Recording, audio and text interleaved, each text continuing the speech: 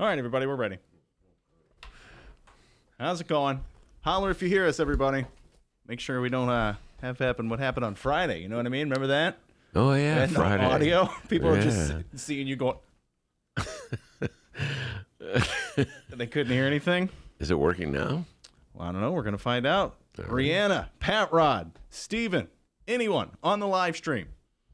Can you hear us? Check 1 2. Check 1 2. We're going to go ahead and get started. And if you hear the song of the day, please tell Ben no singing, as we always do. Oh, God. I don't even like the song. This is the song of the day.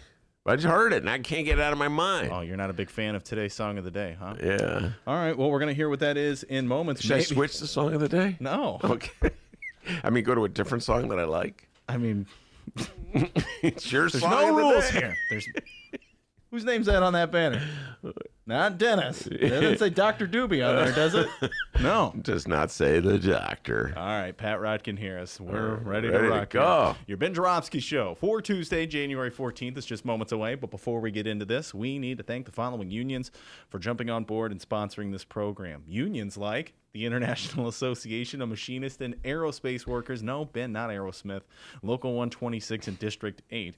The International Brotherhood of Electrical Workers, Local 9, the International Union of Operating Engineers, Local 150, sponsored this program. And, of course, today's Ben Joravsky Show for Tuesday, January 14th is brought to you by our good friends at the Chicago Federation of Labor.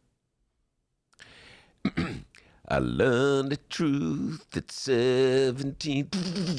I don't like this song. I can't stand the fact that it's in my head. Can I sing Roller Coaster? I like that song better. The Ben Joravsky Show starts now.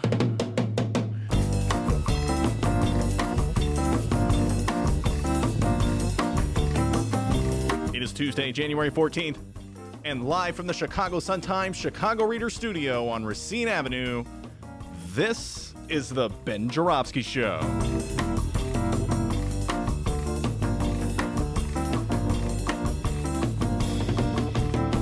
Today on the program, our Chicago Reader colleague Maya Dukmasova will join us.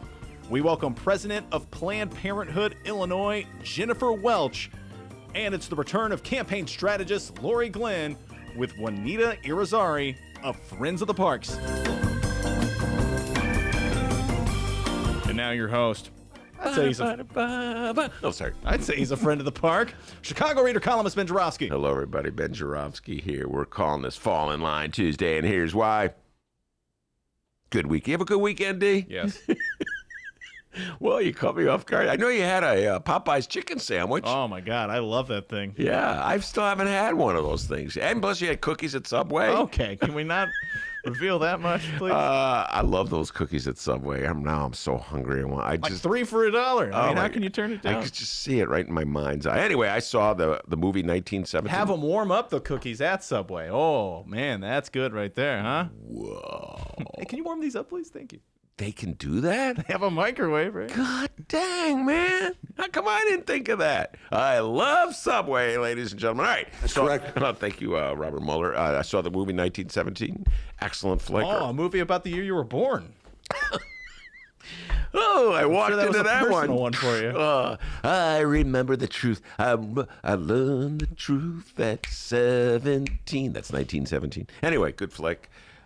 It's a war movie, but here's the thing, D. Or just follow me on this one. I'm going to tangent with a tangent. The whole thing about this movie is that it's done in one shot. They don't cut. So in other words, the camera follows the action. And so you know how in a normal movie, like let's say you and I are having this conversation, so the camera would be on you, then they'll cut to another camera that's on me, and then they stitch it together. In this movie, it's just one camera following the action. It's really freaky. I loved it. Anyway, great flick, 1917. I woke on Monday. It was raining and railing all day. I think I did this to you about the outrage of the Oscars. We're going to have an Oscar special segment on it. But Adam Sandler, my beloved Sandman, got totally screwed. Did not get nominated. Eddie Murphy, there's a bias against great comics. Eddie Murphy should have been nominated. J-Lo should have been nominated. The little kid from Jojo Rabbit should have been nominated. The Safdie brothers, Awkwafina, they all got screwed. Man, too many nominations for Scarlett Johansson. Anyway, but that's not what I want to talk about. Scarlett Johansson is pretty good. She's good, but come on, 2 nominations? I mean, and the 2 popes, each actor in the 2 popes gets nominated? They went out of their way to screw Adam Sandler. Quote me on that one, all right? You can quote me on that one, D. Poor Adam Sandler. Poor Sandman. I love the Sandman, okay? And Eddie Murphy for Dolomite. Anyway, that's not what I want to talk about. What I want to talk about is the difference between Democrats and Republicans. As we head into this election year, it's important to realize this. I said this once, I'll say it again. Democrats fall in love, Republicans fall in line. Right, D? Democrats now, like, they got to love a candidate. We know this because we have many Bernie bros walk into the studio. They love Bernie, right?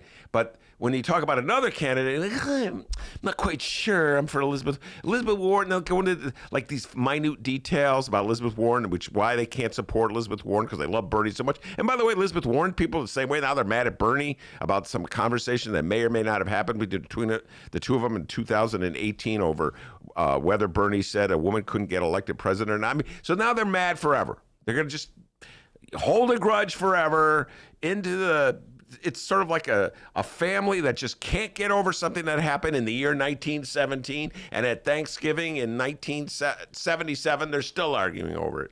That's how the Democrats go. Meanwhile, Republicans, they get their orders, and they fall in line. And to prove this point, I'll tell you the tale of David Richter.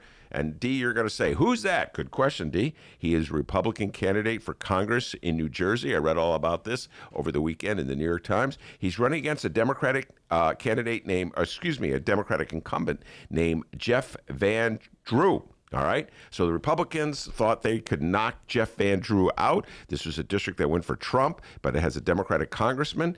Everybody lined up behind this Richter character. Everybody loved Richter. Trump was ready to endorse Richter, do one of those tweets for Richter, do one of those appearances for Richter, fly into Jersey, have him come on stage. And guess what happened?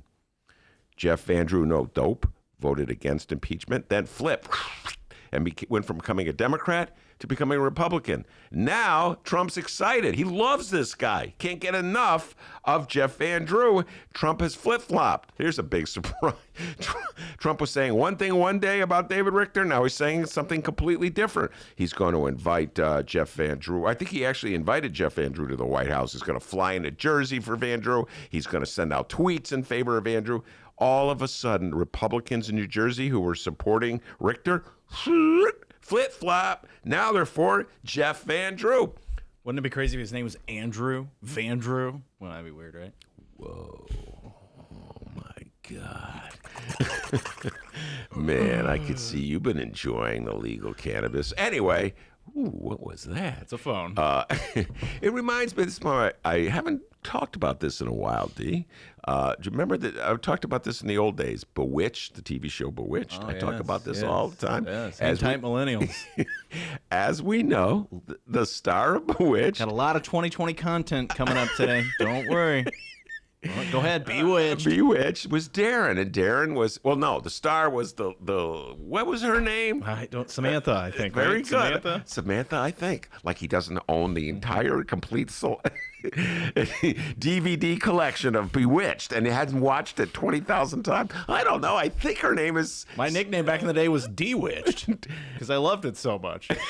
That's pretty good. Correct. Now we're going to call you to one. We'll add another nickname to the list. He's no longer Dr. Doobie. He's Bewitched. Anyway, so Samantha was married to Darren, who was in the advertising business, and they would have a client come in. This was a standard satirical bit about the advertising profession. They have a client come in, and Darren would put out the promotional ad they were coming up with, and his boss Larry's first reaction, right, reading the scene was like, "Oh, I don't like that. That's not good." And we're on the internet, right?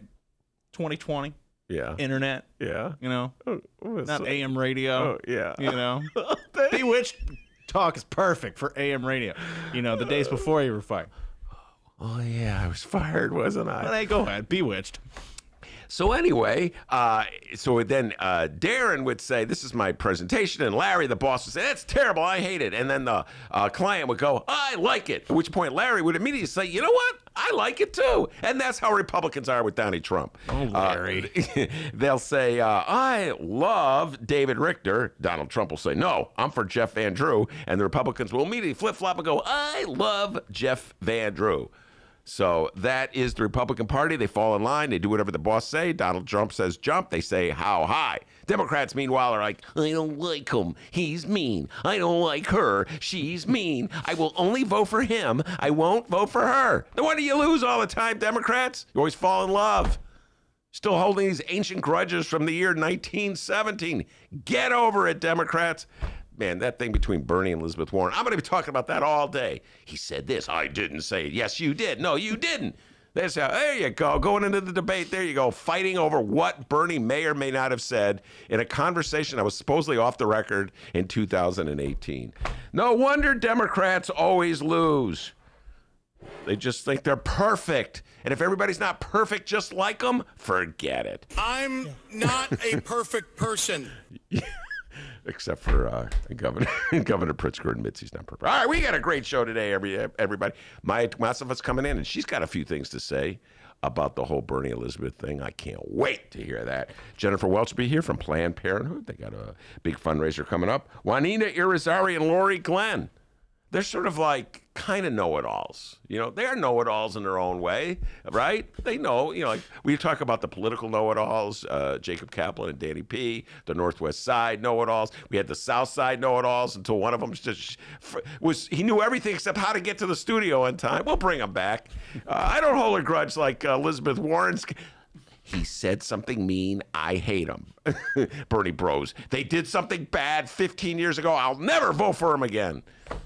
Democrats. Anyway, Juanita, Irizarry, and Laurie Glenn, we in the studio. We're talking all the politics of the day. But before we do any of that, the young man from Alton, the man they call Dr. Doobie, with the news. How's it going, everyone? Oh, wait, this just in. Elizabeth Warren has tweeted. It says here, Bernie Sanders is a no-good son of a... Whoa, hey, oh, hold on. Can't talk about that. I love Wintel's tweets. How's it going, everybody? Let's find out what's happening in Chicago and or Illinois this afternoon. Our Democratic Illinois governor is no longer a rookie. And for the record, I love puppies. Yes, J.B. Pritzker is now into his second year as the governor. And if we've learned anything from year number one... Number two. Oh, okay. Yep, number two, second year. And if we've learned anything from year number one, it's that he loves signing legislation. And my God, does he love hanging out in the city of Chicago and the Thompson Center. Well, don't expect anything new in 2020. And to our downstate listeners, no, you did not just see J.B. Pritzker pumping gas at your local filling station. Just some portly fella wearing a suit, not J.B. Pritzker. No, today Governor J.B. Pritzker is in Chicago at the Thompson Center signing legislation. Today he signed a law accelerating the multi-year senior homestead exemption. Oh, good. That's good. Get a little break for taxpayers, property taxpayers. Good. All right, so that's what's really going on with J.B. Pritzker. As for our Chicago mayor, today Lori Lightfoot was at the O'Hare International Airport. And I hope TSA got the memo because that comically giant pair of scissors will be going through the airport today. We got a ribbon to cut, baby. She was present for the opening of a new police facility at the O'Hare International Airport. All right. Now we transition into actual news. On Monday, Mayor Lori Lightfoot announced that she is looking to beef up security in the voting booth. Oh, okay. Yeah. Just in time for the Illinois primary, Chicago voters can expect to see updated voting machines that election officials have said will provide more security in the March primary election. Lightfoot is looking to spend roughly $19 million on new touchscreen voting machines. This newfangled 21st century technology will generate a paper ballot that voters will feed into ballot readers when they're done voting. Well, I like paper ballots. We should go to all paper ballots. How about that? Okay. Yeah. All paper ballots, says Ben Joravsky. Old days, old school. It's better in the old days, all right? Maybe it took a little longer, but I had more confidence in the validity of it, so. The old guy wants to go to the old days, guys. Whoa. Did I tell you about Bewitched? Please, yeah. Keep these millennial listeners I going. like it. All those Republicans. Under the spending plan, Alderman advanced Monday, the $19 million will be transferred from an already existing $69 million city program. A program once championed by our former mayor, Rahm Emanuel. Take a chill pill, man. The Smart Streetlight Program. Ben Joravsky, your What thoughts? is smart about a streetlight? Mike, we got to bring Mike Novak back in, and that's our environmental expert. Remember he was going on and on about streetlights, how bright they are? Good friend of mine, Keith, was doing this the other day on Facebook. What up, Keith? He was saying, they're too bright. And my wife was, they're too bright. So that was Mayor Rahm's thing. So now she's taking the money that Mayor Rahm had earmarked for streetlights and spending it on computers. Is that correct? She's taken 19 out of the already 69 million. Folks in Chicago, you put the money here, you take it from there, you spend it there, but nobody's really paying attention anyway. You have a clip of ribbon, everyone's happy.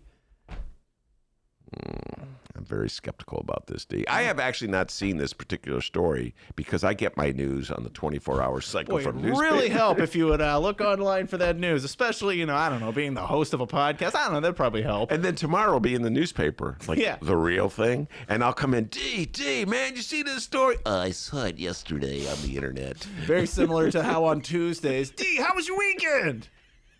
No one cares anymore. By the way, It's did I tell you I Tuesday. saw 1917? Great flick. Yes. Anyway. So I'm going to have to take a deep dive in this one, folks. Whenever mayors start taking money from Pile A and spending it on Pile B, I get a little nervous. I did that with the TIF program. Remember the money that was earmarked for a basketball arena and a hotel in the South Loop? Somehow or other got spent on Navy Pier. How about that? Oh, well, you don't care. We already raised your property taxes for this TIF slush fund, so we're going to spend it over here. Yeah, don't follow the bouncing ball. All right, and since we're already talking about the March primary elections, hey, listeners, who are you voting for in the primary? Not sure? Well, listen up, because the following primary candidate updates may give you a better clue. First up, a local update involving the 2020 presidential Democratic primary. The following comes from the Chicago Sun-Times and Rachel Hinton.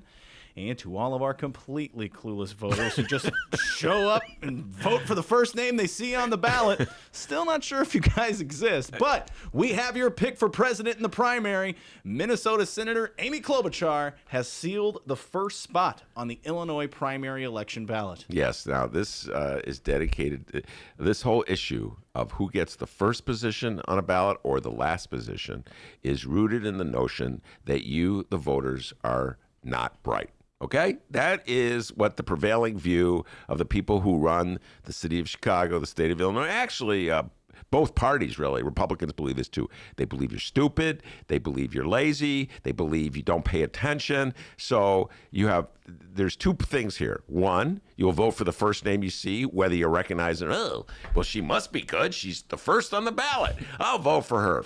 Okay? Or you'll vote for the last person you see. Oh, this is hard. Who's the first person? Thank you. I got to go. Sort of like me taking the ACT.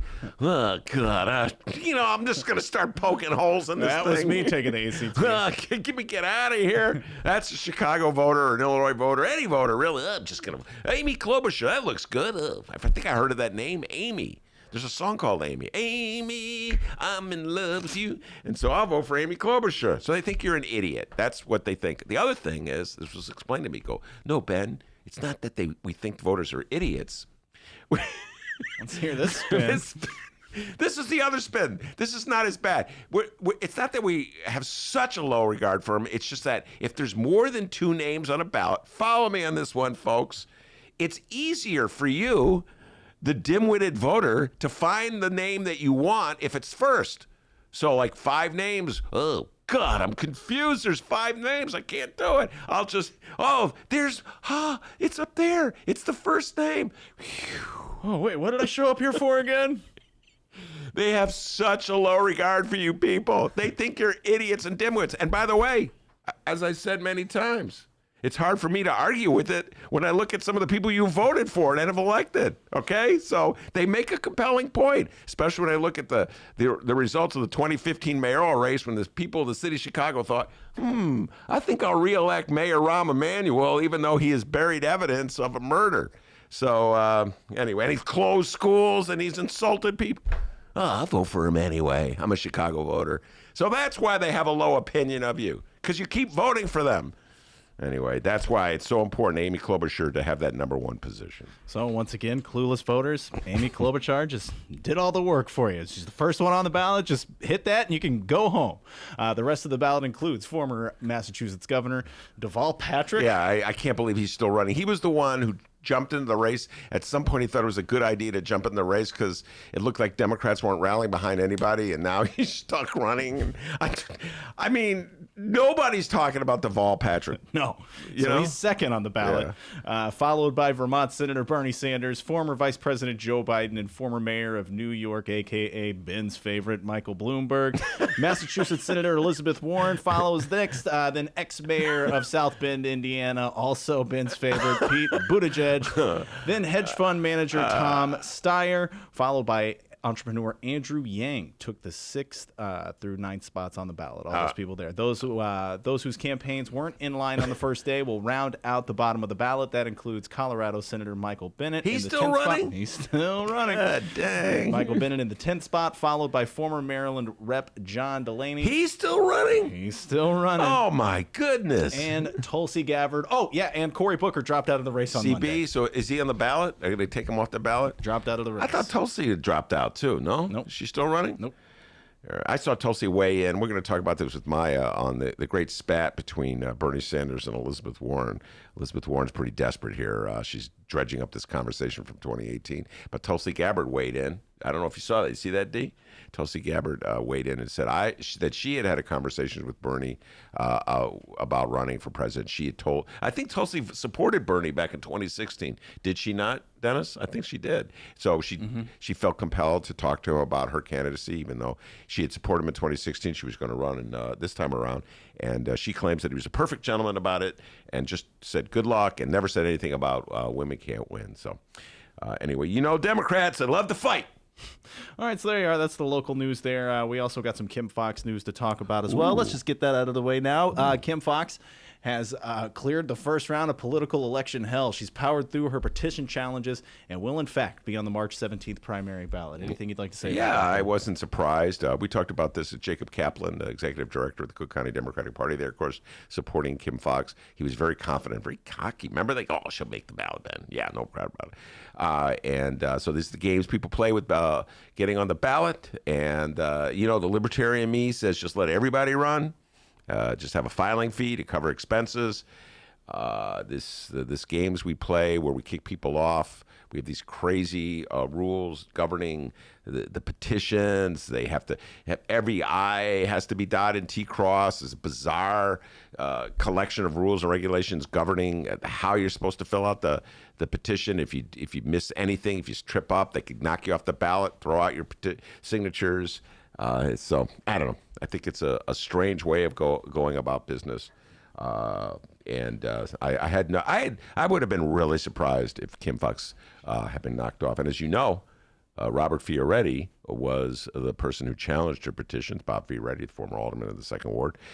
So he obviously was really hoping that if she were knocked off, he would have a chance of winning. Looks like she's going to win re-election, or at least get to the next stage. So, as of right now, the 3 main candidates, as you mentioned, Bob Fioretti, former mayoral candidate and candidate for a lot of things, apparently, right? He's running for a lot of stuff.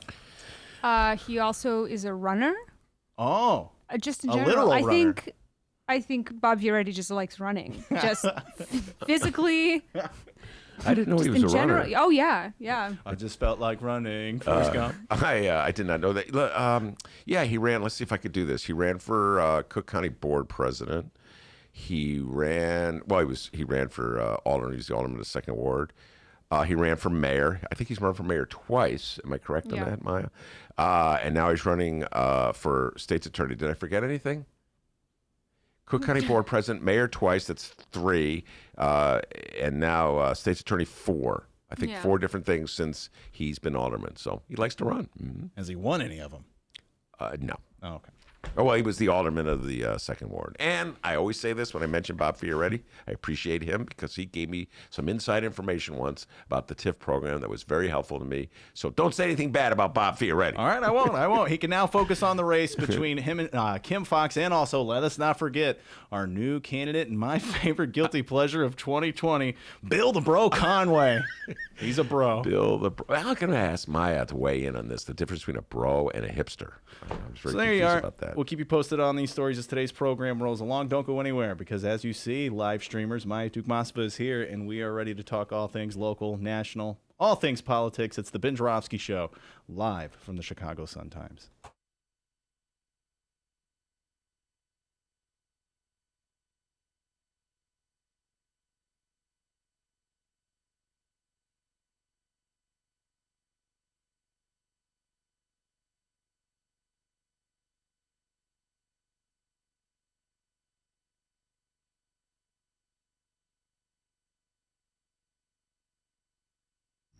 The Ben Joravsky Show is supported by Northwestern University's part-time master's program in literature and liberal studies. Students learn from dynamic and diverse faculty as they build advanced skills for critical analysis, writing, and research. Evening classes are held on Northwestern's Evanston and Chicago campuses. The spring quarter application deadline is January 15th. Learn more at sps.northwestern.edu/masters.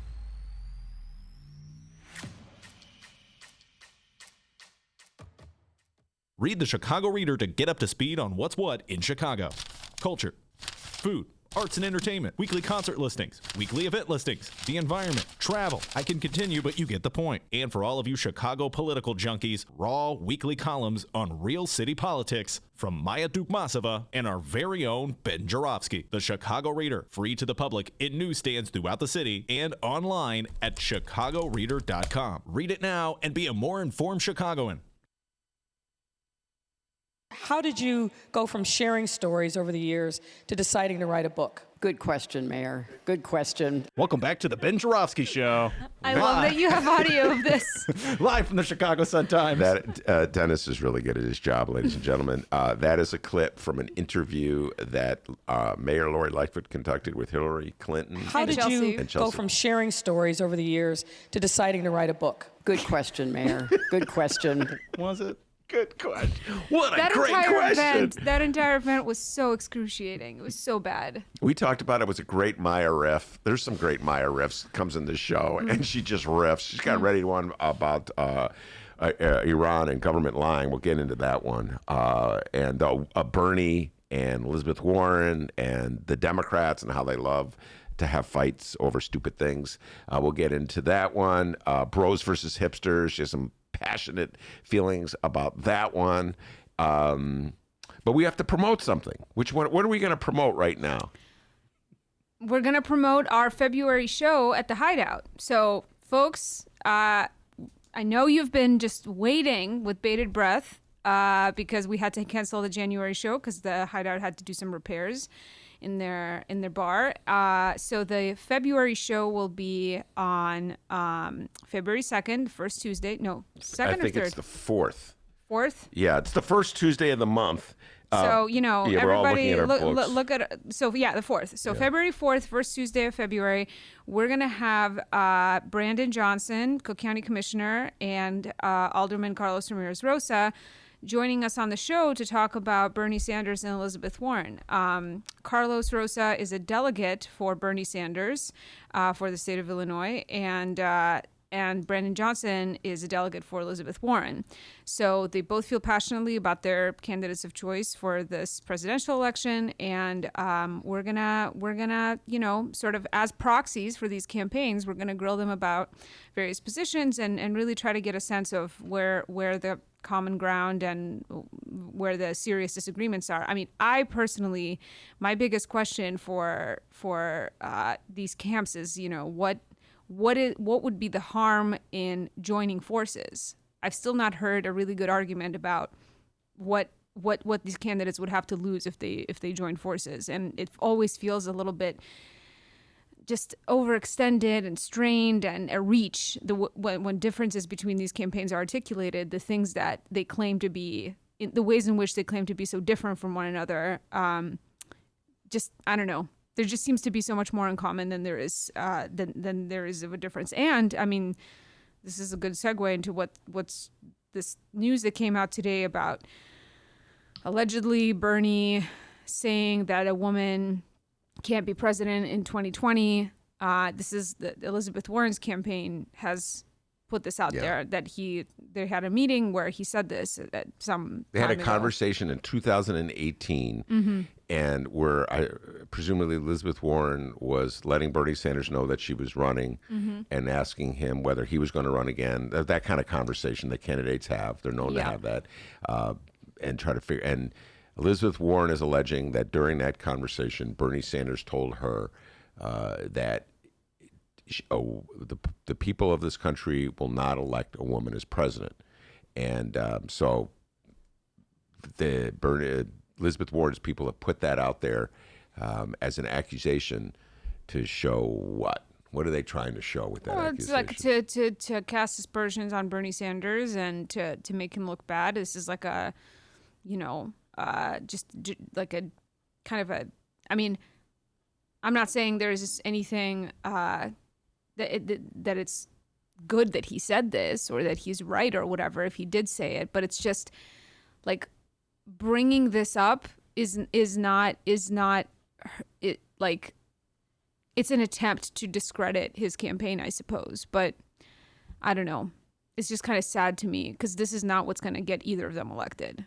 Like, it's not going to hurt him so significantly that he'll lose that, some people would take this statement and say, oh, he hates women or whatever, which I think that I would have imagined that the statement was probably a more pragmatic observation. I mean, if he made it at all. If he made it at all, right. Like, I mean, there must be he probably had some reasoning for why he thinks that a woman can't win in 2020. Whatever. On the other hand, like, it can very well backfire with Elizabeth Warren's people for putting this out there in a way, to try to cast aspersions in him, but in a kind of very tenuous way. It's sad that this is what it's coming down to. Because apparently she was fine with it for 2 years. Yeah.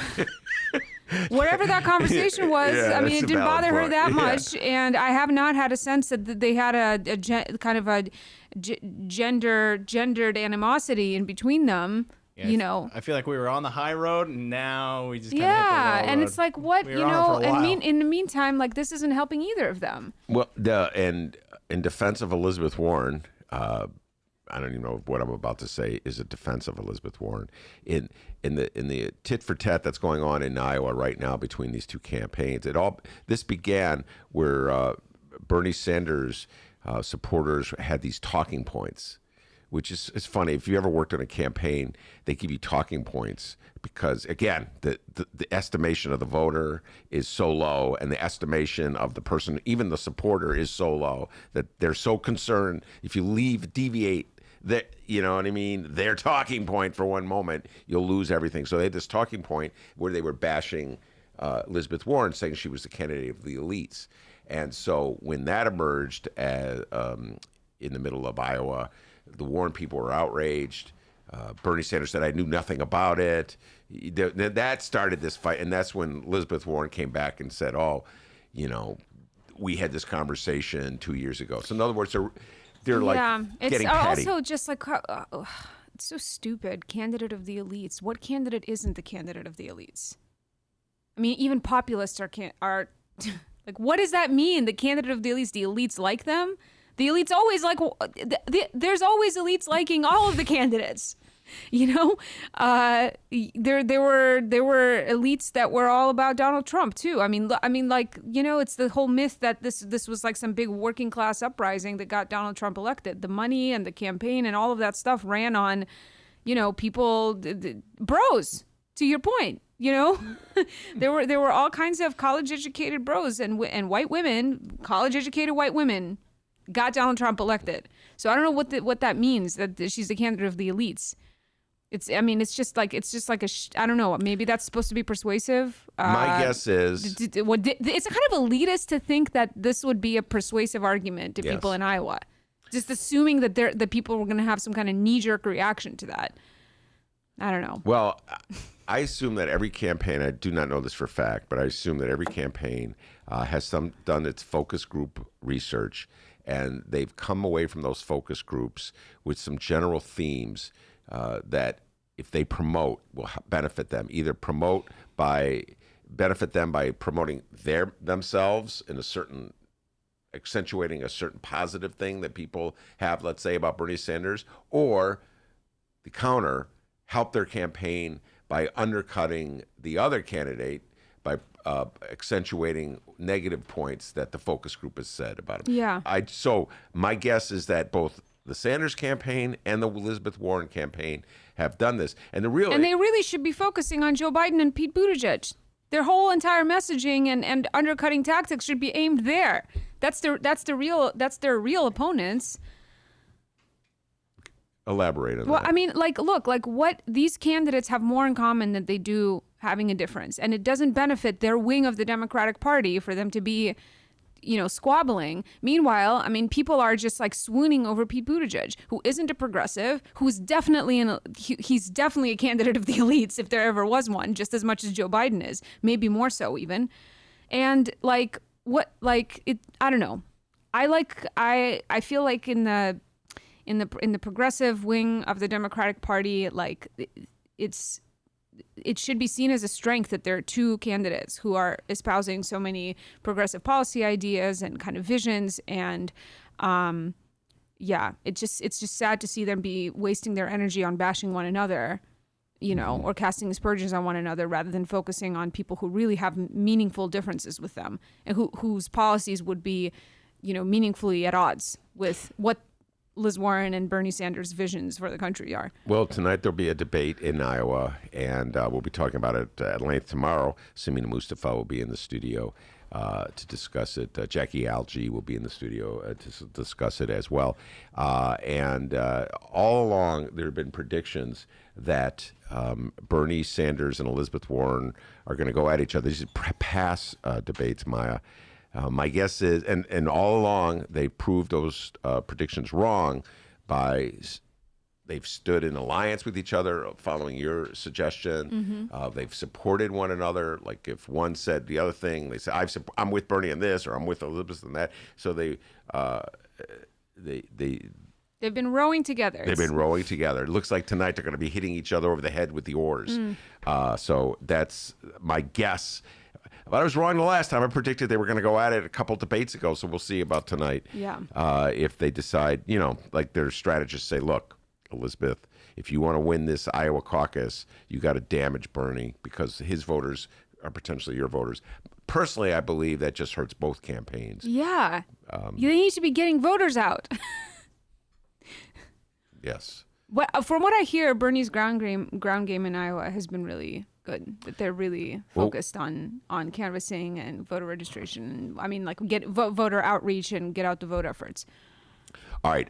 Anyway, so we'll have more talk about this as tomorrow's show, and we'll be hyping this event February 4th at the Hideout, first Tuesday. Carlos Ramirez Rosa representing the Bernie Sanders view, and Brandon Johnson representing Elizabeth Warren. Should be a lot of fun. And they are embarrassment of riches for progressive politics. Yes. And that night, two very smart progressive politicians who are quick on their feet. It should be a lot of fun. I hope there's a lot of lakefront liberals there, just fuming. Pete Buttigieg fans just foaming at the mouth. And I was thinking we should get Ben like a referee shirt and a whistle or something. Yeah. Okay, hold on, guys. Hey, Al.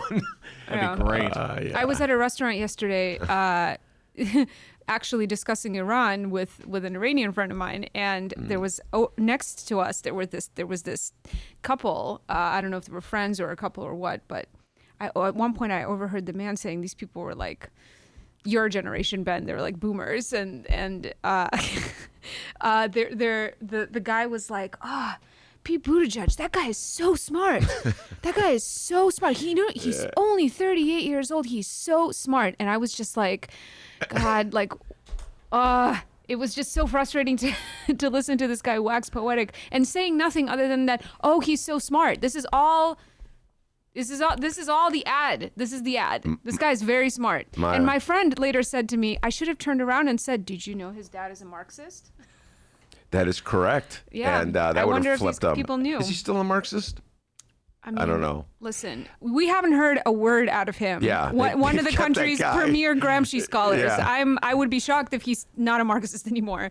I have to say this about my beloved Boomers. And I am a proud card-carrying member of the Boomers. So they're really mad at me right now about Patti Smith. That's a whole other story, which I won't go into at the moment. But They love that Bewitched talk earlier. yeah, Though. That was great. It's like, have you ever heard of Bewitched? It's a TV. It was a TV. I used to watch Bewitched when I was a kid. Oh, okay. Yeah, Well, I on was- Nick at Night. Yeah. This guy acts like he never watched it. He loves Bewitched. He's got a Bewitched tattoo, don't you? I'm more of a new Darren guy. Two Darrens. Yeah. That's how much he knows it. Anyway, all right, I'm not going to redo the Bewitched thing, but I made this observation more than once that my guess is that a good chunk of Pete Buttigieg support are Boomers. Yeah. And they just like the guy because another old TV reference. It's like Eddie Haskell. This is another old TV reference. Not from too scary. It Leave It- seems all, Leave It you to know, Beaver. seems kind of progressive, but nothing that's too new. No, but you know, old people or people of the older persuasion love it when young people are nice to them. You know what I'm saying? people of the older persuasion. I like him. He's such a nice young man. And that's like Boomers with Pete Buttigieg. He's such a nice young man. That's exactly this conversation I was overhearing. That Yeah, was exactly man. the flavor of it. Come on, Boomers, you're smarter than that. All right? God damn it. I mean, were you protesting the Vietnam War to now like be folding over for a political candidate so that, you know, that just seems nice? It seems properly credentialed. Don't get me started on Boomers who protested the Vietnam War. And when then their voted neck for Reagan. They voted for Reagan. Their neck was on the line because they were facing a draft. Once the draft was over, I believe in social conservatism. And then became Reagan supporters. Unbelievable. Now they're voting for Mayor Pete. Well, no, they probably, or Donald John Trump. Anyway, I'm very jaded about my fellow baby boomers. They've really let me down in Older so many ways. persuasion. People of the older persuasion. All right, you had some really compelling points we were making on the phone today. We were doing our weekly pre-show chat, and Maya was fired up, and I was fired up as well. And we've talked a lot on the show about Donald Trump's, this last week, we were talking a lot about Donald Trump's strategy, if there is such a thing, or toward Iran. What is his end game? He had the second most powerful leader in the Iranian government executed by a drone strike about 10 days ago, unleashed all these war of words between the two countries. And then in the aftermath, the Iranians shot down a Ukrainian airplane, killing all the people aboard. It's just like a bewildering array of news coming from that area of the world. Most people in this country have a hard time just keeping track of who's running for alderman in their ward. It's really hard for Americans to keep track of on foreign policy. That's why they're so easily manipulated, in my humble opinion, by their government. But there's so many issues that arise from this, not the least of which it's so obvious that both governments are just so willingly and free, Maya, to just brazenly lie about, like the Iranians lying about shooting down the airplane. Yeah. Remember, they wouldn't even admit, it took like 3 days or 4 days, whatever it was, before they finally fessed up that, yes, the airplane was shot down. Yeah. And instead they said it was malfunction. They were trying to blame it on Trump. Trump's been lying all along about having reasons for having killed the Iranian general, making up these threats to American embassies, and then his representatives have to go on the Sunday news show and face questions from reporters and it becomes really clear that there is no evidence. Government's lying all the time on both sides, and I just feel bad, really particularly bad. Well, the Iranian people, the people in Iran, have to are facing on the front lines, facing the consequences. But you know of this. what? People in Iran, it's from what I hear, this is again coming from the conversation I was having with my Iranian friend yesterday, who's like very much following all of these developments. It's like, it seems like the wool is really pulled over the eyes of Americans much more effectively than the people in Iran, because the government in Iran has been undergoing a legitimacy crisis for an extended period of time now. I mean, there were protests against the government going on before the death of the general, pretty much, continuously for months now, right? Mm-hmm. There was like the internet blackout, there were electricity outages, and I mean we'd been here. That was the news coming out of Iran at the time, and people over there are used to their government lying, because this like the whole thing is like set the machinery is such that just immediately the government lies about whatever it is that's going on,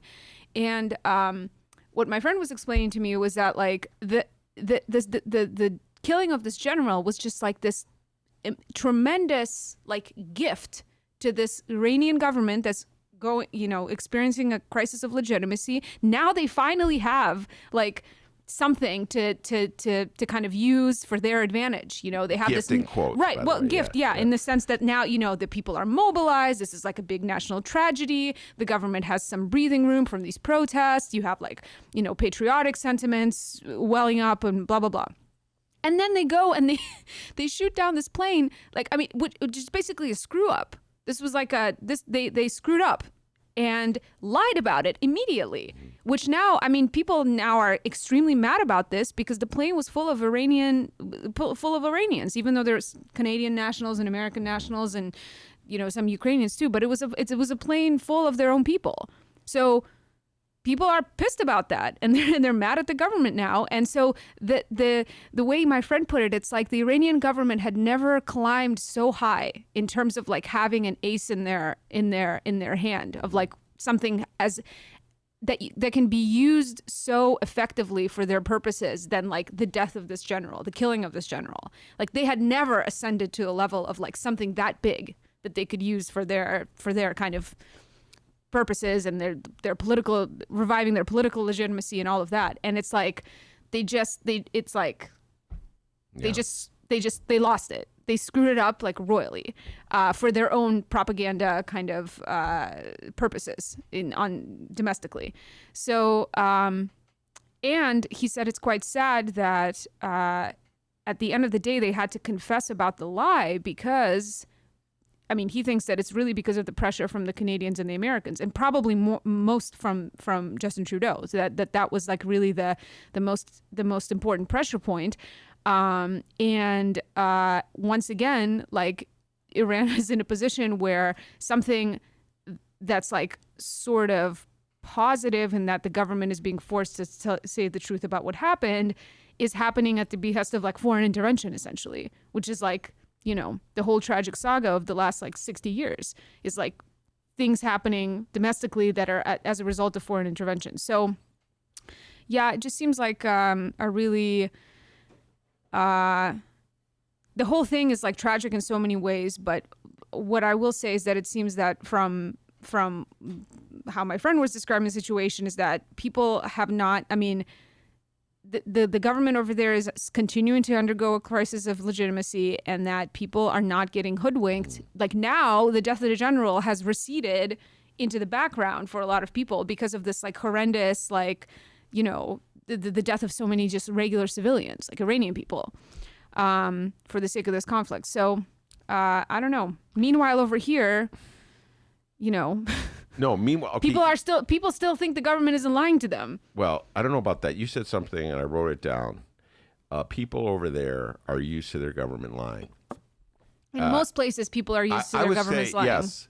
I would say there's a sizable number of people in this country who just automatically assume that their government is lying.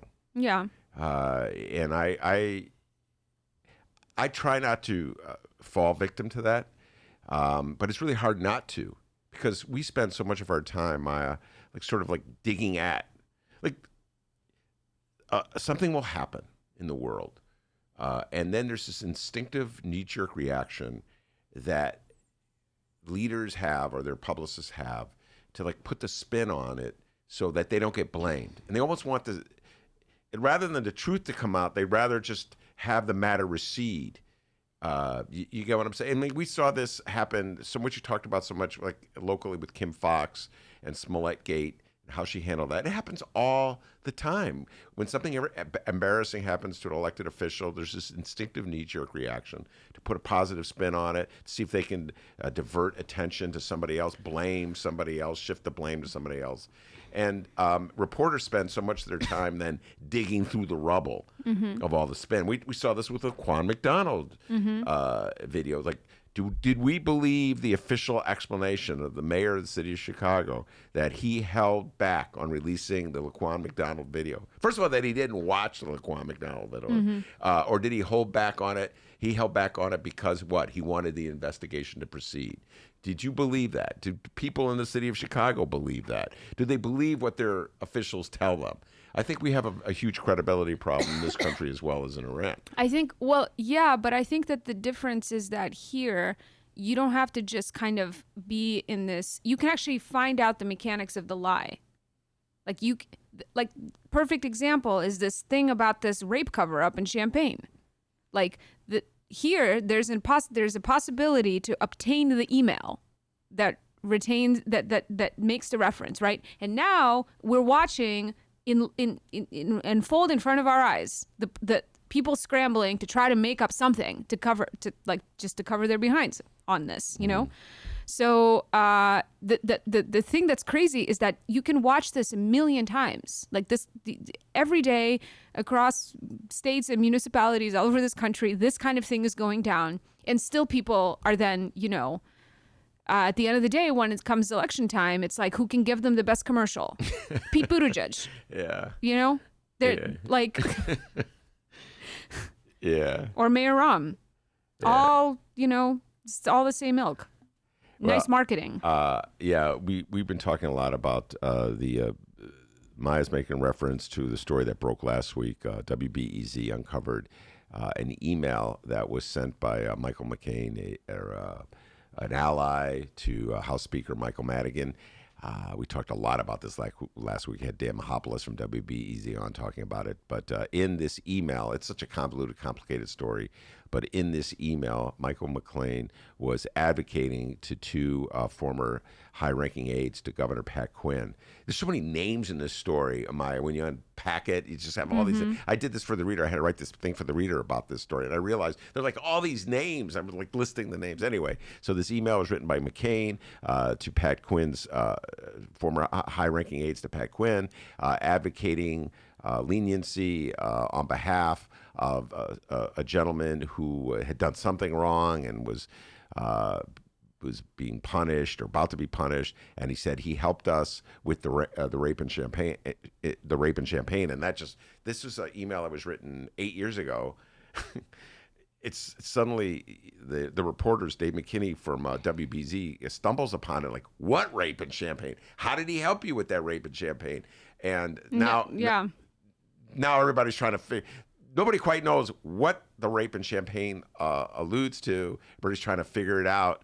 And it doesn't help that there's this. People don't really believe what the government says anyway. Right, but I mean, this, you know, I think that this kind of what we're talking about, a lot of people then just like become kind of cynical and think that there's no point in participating in the process. But it's exactly the lack of participation that like allows us to go on and on and on. I mean, it's not making anything better to not vote, to not like try to inform yourself as a voter, to do some research beyond what's being reported and like on cable news and whatever. You can make a more informed decision about things, but even more importantly, you know, we need like access to the ballot box. And there's all kinds of things that are happening. People like, you know, these shadowy people on these emails who are not household names, who aren't the face of you know, the face of these parties. There's all kinds of efforts. There's all kinds of gerrymandering that happens that like is designed to keep people from having easy access. And if they still care about that, it must still matter that people vote, you know? So I don't want to, I don't know, after these kinds of spiels, I always feel like, is that just going to, you know, leave people feeling cynical or whatever? And that's not my suggestion, that it's like pointless to do anything about it. The point is that like we are still blessed to be living in a place that has a Freedom of Information Act. Yeah. where you can get these emails. And then if you sit there and say, well, it's like there's like no point in participating in the process, well, then one day they're going to curtail the FOIA laws, and then we won't even know what's happening. So No, I'm with you on you that still one. got to vote and I- go out and register people to vote, help your elderly neighbors and your young people get to the polling places. Yeah. I'm with you 100%. You're preaching to the choir, Maya. I make fun of myself all the time because I stay loyal in a general sense to the Democratic Party, even though the Democratic Party in many instances lets me down. So in this particular instance, this gentleman, Michael McLean, was operating in the shadows of government. Who knows how much power he had, how much authority he's had. I've had several off-the-record conversations subsequently from people who tell me, oh, yeah, I had a deal with McLean. In other words, he had power, he had authority, and he was acting like his emissary. There was a movie that came out a few years ago, Michael Clayton, starring George Clooney, and he's been promoted. People tell me he's kind of like a Michael Clayton character. You know, he's just, this guy who just operates on the fringes and the shadows. It's a good movie, by the way, if you ever saw it. So, you know, it is easy to get jaded and skeptical. And then when you see emails like this emerge where deals are being made behind that you don't know about, and supposedly there's a chance that something like a sacrosanct as a rape victim being, the story being buried, perhaps because of political purposes, it just kind of undercuts, just put it mildly, whatever integrity the Democrats have or whatever validity they have. And yet I still persist. Do you follow me on this one, Maya? I still persist. I still generally support the Democrat. But I guess you have to have some kind of faith in the system. I mean, I'm ultimately. sure that if somebody wanted to dig through this guy McLean has been involved with like tons of lobbying efforts to get some kind of positive legislation passed. I mean, this guy wasn't pushing ALEC stuff in the state house, you know? So it's just like whatever kind of corruption and bad dealing is going on, that stuff I feel like is pretty, you know, party neutral. Like it could have been Republicans doing the same thing. You think Bruce Rauner's administration doesn't have any skeletons in his closet? Oh, Dennis. I just Dennis. said Bruce Rauner, Dennis. Hey, did someone say Bruce Rauner? Yeah. Yay for our teachers! Yay for our teachers! But I mean, like, I guess it seems like your loyalty has more to do with the fact that, like, of the general things that get accomplished when your people are in at the wheel. My loyalty to the Democratic Party is very strange, but it's deep. And it's no doubt I'm obsessed with who the Democrats nominate. I follow it very closely. We talk about it on the show all the time. We're going to break down I'll be watching the debate tonight. We'll be breaking it down tomorrow. I have. It's almost like, even though I should know better, Maya, I never quite lose that faith and idealism. I just put it into the next campaign. I've been spending a lot of time in the show talking about how, when I look back, how disappointed I am so much with how Barack Obama was running the country. But in 2008, I was so happy. Tears of joy when Barack Obama was I remember elected. that. I was in upstate New York and people were losing it over there. Yeah. I remember I was with like some colleagues. I was like an intern at a communications office at my university, and like I was like out at a bar with some like people who were like staffers there, like of the older persuasion. These people, actually, some of them had been from Chicago, and they were like, they had tears in their eyes. They Yeah. were just like rapt. And I think a lot of people felt that way. I mean, the people on campus were rapt. I mean, it was just generally a very exciting Yeah, we moment. should have kept his feet to the fire. Now I realize too many tears in the eyes and not enough pragmatism. All right, Maya Dukmasova, thank you so much. Jennifer Welch is on deck, and you will be. I know we don't want to confuse people, but you will be running a forum tonight. Might Yeah, as well tonight give it a shout out. for the speaking of civic engagement, the clerk of the Circuit Court of Cook County, for the first time in 20 years, we're going to have a new clerk. So the current clerk, Dorothy Brown, whose job it is to, keep track of like millions of boxes of old case files, to keep the electronics record system running, to manage everything that has to do with paperwork related to the court system. And our court system is the largest unified court system in the country, some say even in the world. Did you say millions or billions? Millions of boxes. Oh, I thought you said billions. No. Yes, that's billion with a B. He's funny, that Dennis. Yeah, so she's not running for re-election, perhaps because just the heat is too strong from the feds, who are still alleging and investigating the job selling situation in this office. So now there's 4 candidates running. We've got Richard Boykin, the former commissioner who was replaced by Brandon Johnson, former county commissioner. Defeated by Brandon Johnson. Yeah, big fan of privatization and selling off public debt, which is very much an issue in the clerk's office. There's State Senator Iris Martinez, who the people I've talked to in the know are, don't take it too seriously that she's running. She's not raising much money. It's just kind of strange why she's going for this, probably just to raise her profile. There is Jacob Meister, who is a candidate.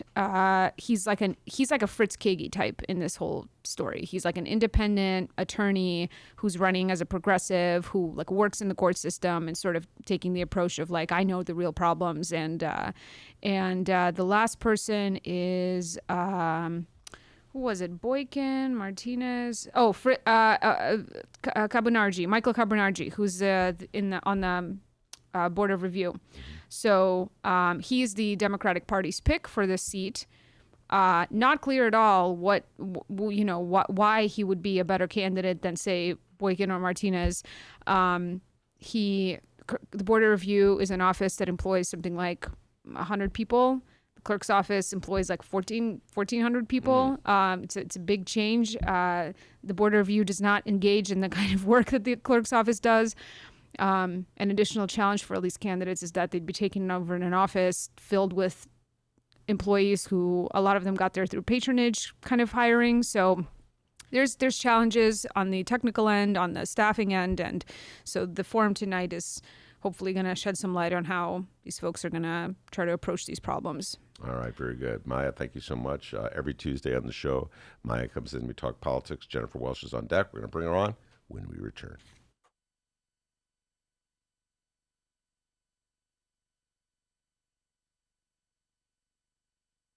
Hey, everybody, what you're about to hear are the piano stylings of Jeff Manuel. Man, listen to Jeff go. Jeff Manuel has been playing piano around Chicago for years. He's played for conventions, for celebrities, played in basement bars with blues bands. He's played at prestigious social clubs, fine restaurants, and in the intimacy of private homes. Book Jeff Manuel at jeffemanuelpianist.com. Don't worry, I'll spell his name at the end of this commercial. You know what Chicago Magazine said? They said that Jeff Manuel is, quote, as comfortable with Chopin as he is with Cole Porter. He's excellent and his performance is joyous. He offers an elegant stream of compositions and interpretations that entertains the mind but won't hurt the ears. To hear more of Jeff Manuel's work and to book Jeff for your next event, go to jeffmanuelpianist.com. I'm going to spell it out for you, people. Jeff. M as in Mary, A, N as in Nancy, UELPIANIST.com. Take it away, Jeff Manuel.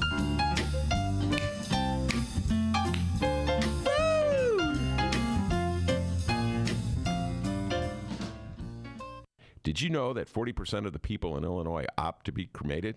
Well, it's true. And Chicagoland Cremation Options honors their wishes by providing cremation services directly to the general public. Chicagoland Cremation Options provides an affordable, ethical, and easy cremation arrangement, whether in person or online.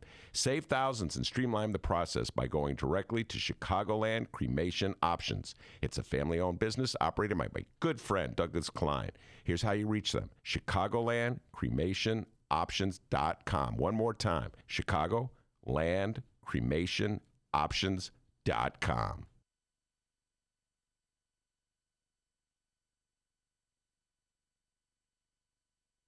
All right, everybody, hour number 2 of your Ben Joravsky show for Tuesday, January 14th is moments away. If you just joined us listening on the live stream, well, we suggest you go all the way back and listen to the beginning. If you missed some of that, here's what you missed. I'll go to the live stream chat. They'll help us remind us of what Hour 1 was all about. How about that, Ben? Good idea. All right. Is it? I don't know. I'm about to read these comments, and you're going to find out. All right. Let's see here. Our good friend Kyle weighed in. Kyle, what's happening today, buddy? Thank you so much for listening live. He says, now talk about Barbara Eden from I Dream of Jeannie. We had a lot of talk about Bewitched today. So that's... You know what? I got mixed up. You're right, Kyle. Barbara Eden was I Dream of Jeannie. What was the lady's name who was in Bewitched? You're on your own on that one, pal. You're on your own on that one. But millennials, hang tight. We have a fantastic program for you today, all right? I know. Samantha was her name, but I can't remember the actress's name. Here we go. It says, where's Frank when I need him? Oh, he weighed in. Trust me. He has a Bewitched comment. I'll read it a little later. Kyle says, yes, it only took 15 minutes for Ben to say, quote, "It was better in the old days." I did not say that. Steven says, a new record. I did not say that. Steven says, has he made a comment about being older than Dennis yet? Yeah. They're becoming fans, Ben. Okay, yeah. They know your tricks. All right, let's see here. Johnny Joe says, Ben's brother invented the steam engine. Guys, you got to check out hour number 1 of this program, especially if you're downloading and you just checked out hour number 2. You got to check out hour number 1. A lot of local talk and, of course, a lot of... I also had a Leave It to Beaver reference. And, now they're definitely going to listen to hour number 1. No, because Pete Buttigieg reminds me of Eddie Haskell. I've been saying it many times, and I throw it out there. Okay, but nobody's seen. I think more people have watched Bewitched than Leave It to Beaver. We're losing them, Ben. All right, hour number 2 of your Ben Joravsky show is just moments away. But before we get into that, we need to thank the following unions for jumping on board and sponsoring this program. Unions like the International Brotherhood of Electrical Workers, Local 9, the International Association of Machinists and Aerospace Workers, not Aerosmith, Local 126 and District 8, and the International Union of Operating Engineers, Local 150. A giant thank you to those unions for jumping on board and sponsoring this program. And, of course, today's Ben Joravsky show for Tuesday, January 14th, is brought to you by our good friends at the Chicago Federation of Labor. Hour number 2, let's go.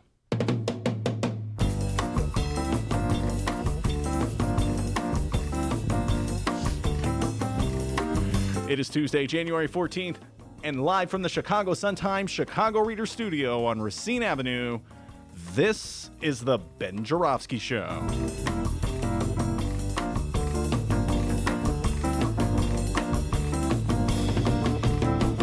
In this hour of the program, President of Planned Parenthood, Illinois, Jennifer Welch, will join us, and it's the return of campaign strategist Laurie Glenn with Juanita Irizarry of Friends of the Parks.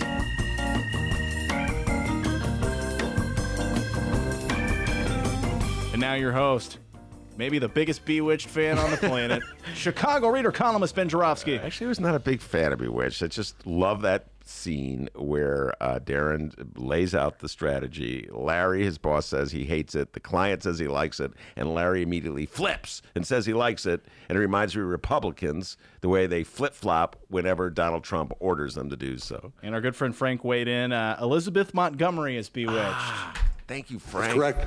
Oh, damn, is he smart. All right, very good. Thank you very much, Frank. I appreciate it as always. Jennifer Welch in the studio, president of Planned Parenthood, Illinois. Thank you very much for stopping by. Thanks for having me, Ben. I think it's the first time. It is. Yeah, it's the first time you've ever been on our show, our humble little studio here. So welcome to the studio. Before we take the deep dive in some of the issues nationally facing Planned Parenthood, let's talk a little bit about what you have coming up January 23rd. Tell everybody what's going down on January 23rd. Planned Parenthood Illinois Action and our PAC are hosting our annual Roe v. Wade anniversary event. We are so happy to be bringing together hundreds of our supporters at Morgan Manufacturing. We definitely invite everybody to come, and tickets are still available online. And the point of this event is to celebrate the anniversary of the landmark Roe v. Wade case and to also celebrate our victories in protecting both our champions, the amazing elected officials that we work with, and our choice, because we've had some great legislative victories in the last few years. All right, Roe v. Wade, just a brief little explanation to people out there. I know you know it, I know it, everybody in the studio knows what Roe v. Wade is. Can't assume that absolutely everybody in the world knows what Roe v. Wade is, so talk about it. Yeah, so Roe v. Wade is the ruling that made it legal to obtain a safe abortion everywhere in the country. It took it away from a state's decision and nationalized legality of abortion across the country. A Supreme Court ruling. Yes. In 1973, I want to say. You're right. Amazing how my memory works. Correct. Thank you, Robert Mueller. So Roe v. Wade, and many people would say Roe v. Wade was what the ruling that fired up the anti-abortion movement as well. And ever since then, on a number of fronts, they've been trying to undo Roe v. Wade. Do you subscribe to that notion? I think it's a great point, Ben. And it's amazing to me when we think of all of the progress we're making on other issues, on gay rights, on environmental access, a lot of other things. But here in reproductive health and sexual health, we're trying to go backwards. This country is moving farther and farther to the right. So this is a right that was nationalized so many years ago. And what's happening is that our opposition has been working to dismantle that right ever since 1973. And how does that playing out right now in various states across the union? Well, what we're seeing right now is states, and a lot of our neighbors here in the Midwest are amongst them, are passing some of the most extreme restrictions to healthcare that we've ever seen. So they're emboldened by the Trump presidency and the extreme nominations that he's added to the Supreme Court, and they're passing restriction after restriction so that it is increasingly more difficult for patients to get an abortion. Mm-hmm. Keep in mind, this is a common and safe medical procedure that 1 in 4 women in the United States will get in their lifetime. Can you imagine anything else? Such a common medical procedure, and law after law, medically unnecessary, do not help the safety of the patient, being put into place, law after law, to restrict access to care. Mm-hmm. One of the things, we have Terry Cosgrove comes on this show all the time for Personal Pack. We haven't had him on in a while, D. I got to reach out to old TC. He hasn't been on since December. But anyway, or maybe it was November. Anyway, but one of the things Terry points out is that in the 30 or so years that he's working on this issue, he's watched as the number of Republicans who support the notion of abortion rights have dwindled. They're almost non-existent in the state of Illinois and probably nationally as well. Are you discovering the same thing, that in the age of Donald Trump, the Republican Party has essentially abandoned abortion rights as an issue? We've seen it happening over a course of years. Here in Illinois, we can definitely talk about it. Both Terry and I have noticed, and we've been doing the work for a really long time, that you used to have folks who could see reason on this issue and could keep front and center the safety of patients or the care of patients, and people's ability to decide when and whether to have children. That's gone away. The issue is so polarized, and I think even before the current president, I don't like to say President, Trump very often. So we'll say even before the current president, it's just so polarized and politicized, this issue of patients' access to care for both sexual and reproductive health. And the other thing about Planned Parenthood that I've noticed, and I get this all the time in emails that I get from the right, Planned Parenthood is coming out of shorthand for like names or issues that can be dependent to inflame the sensitivities of far-right supporters of Donald Trump. I just said his name. Is that fair in your humble opinion? I have my opinions on this. I don't think it's fair at all, but get your reaction to that. The way that Planned Parenthood has become a shorthand, it has symbol for something that really inflames and irritates the right. I think if people really knew what Planned Parenthood of Illinois did, there wouldn't be so much opposition. I don't think that it should be polarized that 70,000 patients got services at 17 health centers at Planned Parenthood of Illinois last year. And we're talking about a full range of sexual and reproductive health. I think a lot of people who demonize Planned Parenthood don't realize how much care we're providing in their communities. We did over 90,000 STI tests last year, just here in the state of Illinois. It's a place where people come for life-changing and life-saving care. We're one of the state's largest providers of gender-affirming hormone therapy for trans patients. We do HIV prevention work. We do sex ed in schools and at our health centers, as well as providing every form of legal birth control. So tens and thousands of patients come to us for high-quality care. And I think if more people understood how many people in their community were getting their care at Planned Parenthood of Illinois, they'd have less objection to us. And when President Trump talks about defunding Planned Parenthood, that's something that he campaigned on.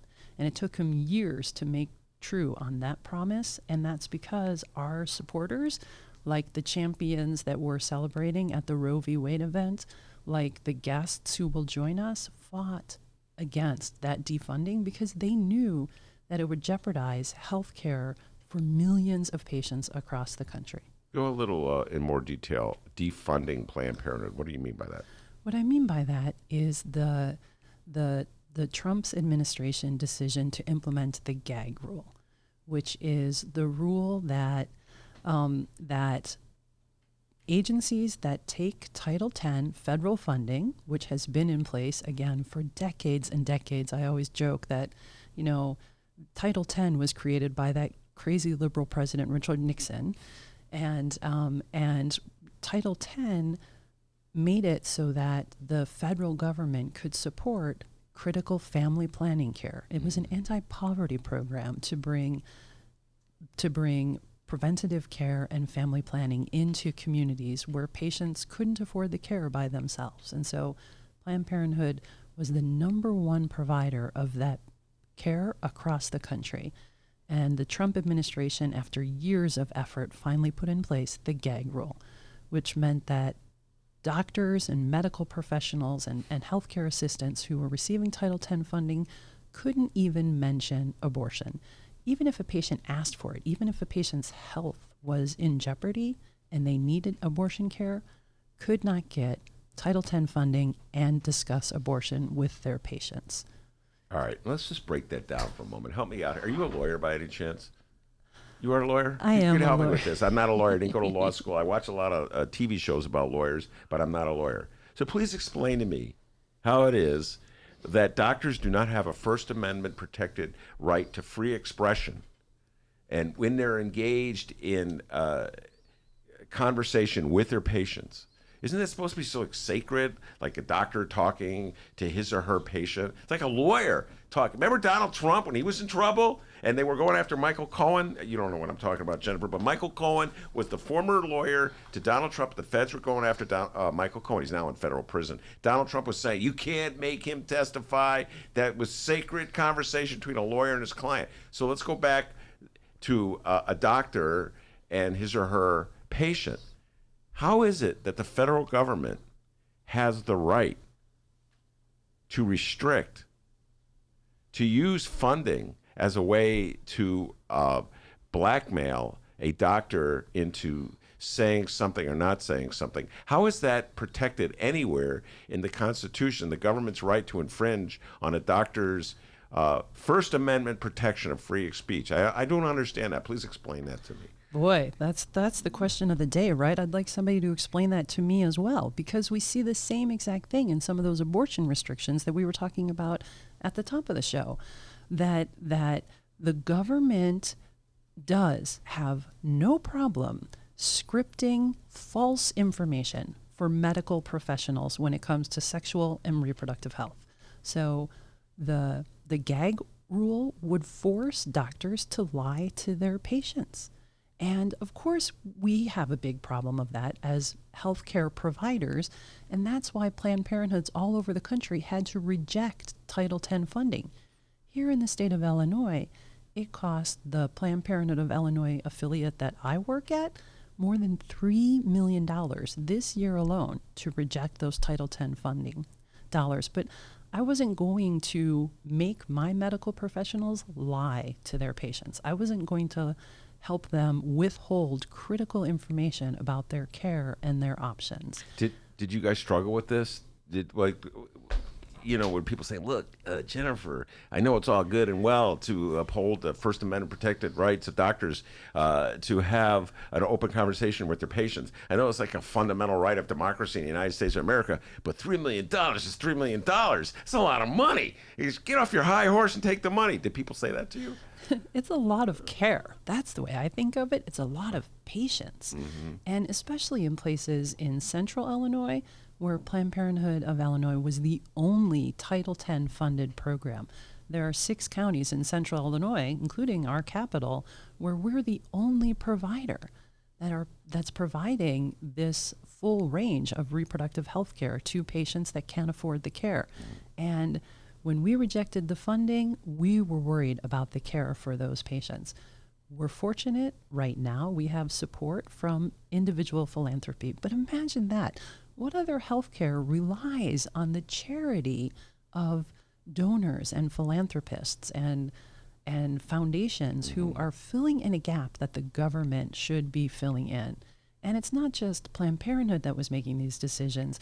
The medical institutions and organizations opposed the gag rule. They came out. Of course, it blocks medical professionals' ethics and the pledges that they have taken to provide medical care, to have information scripted by politicians, not about medical care, but about what the politician thinks is right. Now, excuse my utter ignorance in this, but let's break this out a little bit. The gag rule, was this an order promulgated by the Trump administration, or is this actually an act of Congress? It is a regulation from the Trump administration. I see. So Congress did not vote on this. That's correct. And it's being challenged, I presume, or is it not being challenged? We challenged it for years and fought it in every possible way, and there are still some court cases pending, but at this point, the gag rule is in place. Wow. So their courts have sanctioned the gag rule. Judges have said, in their humble opinion, they've studied the Constitution, they studied law, and they think it's healthy and legitimate for the United States government to tell a doctor what he or she can tell a patient. They've actually ruled in that way. The cases aren't final yet. What our colleagues in the legal field were trying to do was get an injunction to stop the regulations from taking place, and that was not successful. I think the full cases are still winding their way through, but I'm sure you've done a whole show on the changes that we have seen in the federal judiciary during this administration. No, I really have a problem, and this is me speaking, not Jennifer Welch. I must get this off my chest. The complete and utter hypocrisy of my friends on the right. They believe that any comedian from the right or any public speaker from the right has a First Amendment protection right to insult anybody in the left, to insult women, to insult gays, and yet, where are they on the front lines when the federal government is telling a doctor what he or she can? People are never in favor of a principle, Jennifer, in my humble opinion. They use principles as weapons and tools in individual fights that they're having. Do you follow what I'm saying? So they'll say, I believe in a First Amendment protected right for, what's that lady's name who's really insults people all the time, D? You know, she's on the right. I talk about her all the time, and I always forget her name. You know, no? You're looking at me Sarah like... Palin? No, I don't know. Palin. I'm looking at you. You don't know? Whatever. Anyway, she goes on the college campuses and insults women, et cetera. Oh, yeah. Ann Coulter. Ann Coulter. Come on. Now I'm not crazy. Everybody's looking at me like, oh, the old guy lost it again. Anyway, Ann Coulter has a First Amendment protected right to go on college campus and insult people, but doctors don't have a First Amendment protected right. I can't buy that, Jennifer. I'm sorry. I cannot buy that inconsistency. It's just right in my face, smacking me. And I'll tell you something else that really irritates me. Let me get your thoughts on this one. All the people who are against abortion access for women, where are they on health care for poor women who have children? Where are they when the baby is delivered? Where are they for funding schools? They're nowhere to be found in that. Oh, well, they want the woman to have the child. Follow me in this, Jennifer.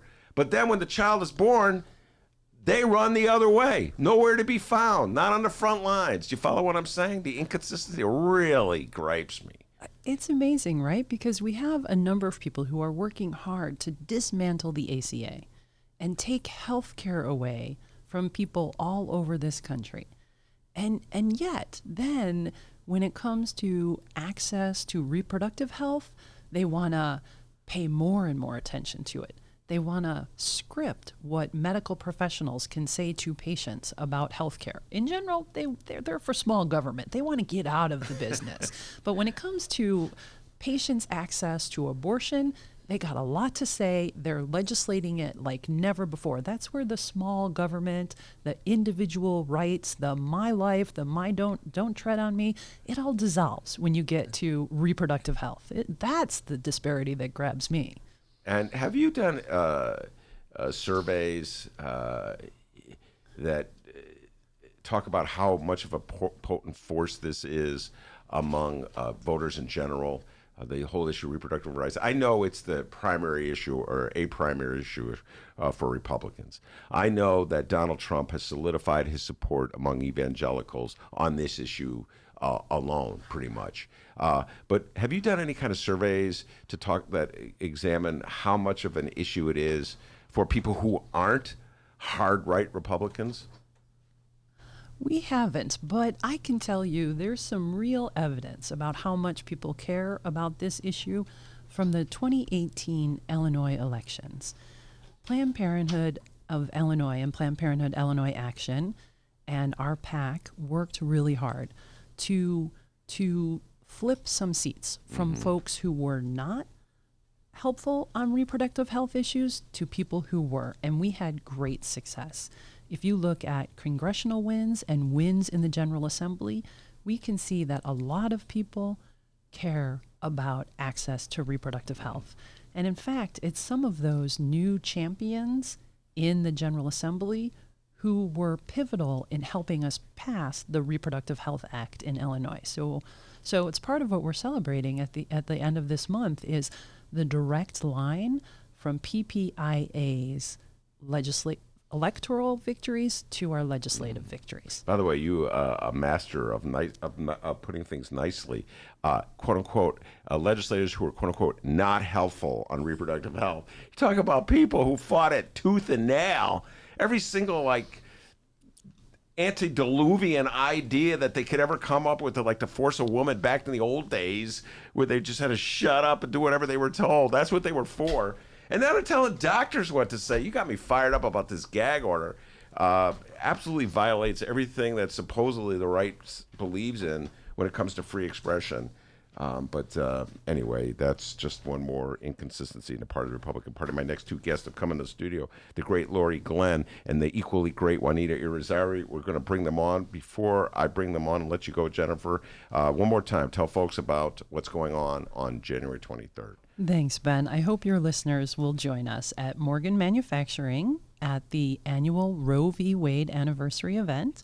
And we're celebrating all of our victories in protecting the champions that made our laws possible and the legislative victories for protecting our choice. Because now, more than ever, reproductive health and sexual health is under attack, just like never before. Yeah, that gag rule is no joke. Thank you very much, Jennifer Welch, President of Planned Parenthood, Illinois. As I said, Laurie Glenn, Juanita Irizarry on deck. We're going to bring them on when we return. Read the Chicago Reader to get up to speed on what's what in Chicago. Culture, food, arts and entertainment, weekly concert listings, weekly event listings, the environment, travel. I can continue, but you get the point. And for all of you Chicago political junkies, raw weekly columns on real city politics from Maya Dukmasova and our very own Ben Joravsky. The Chicago Reader, free to the public in newsstands throughout the city and online at chicagoreader.com. Read it now and be a more informed Chicagoan. It's the butter cow, which has 9 hearts to represent the 9 essential nutrients in milk. That's right, it's made entirely out of butter, and it's a state fair tradition since at least 1922.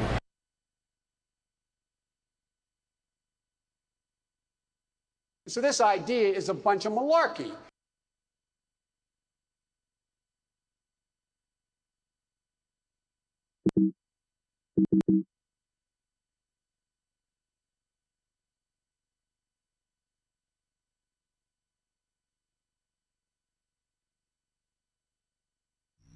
The Ben Joravsky Show is supported by Northwestern University's part-time master's program in literature and liberal studies. Students learn from dynamic and diverse faculty as they build advanced skills for critical analysis, writing, and research. Evening classes are held on Northwestern's Evanston and Chicago campuses. The spring quarter application deadline is January 15th. Learn more at sps.northwestern.edu/masters.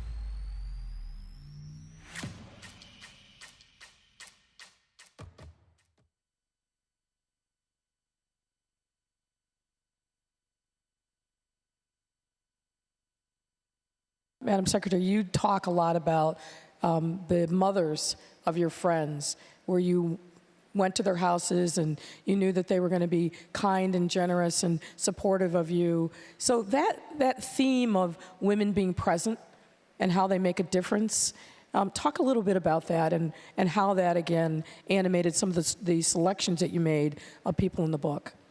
That's a great question, Mayor, because I wanted to include women who I could distinctly remember the impact that they had on me. And, obviously historical figures. I never knew Helen Keller or Anne Frank or Maria Tallchief or Amelia Earhart, but as a little girl, they made a big impression on me.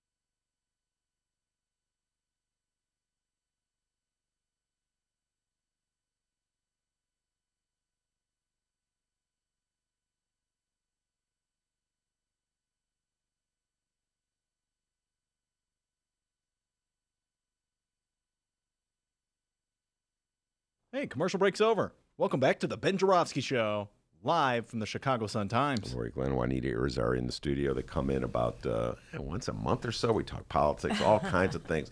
I think it was Laurie's idea or was it my idea? I can't remember how. I mean, we're going to talk about the Queen, right?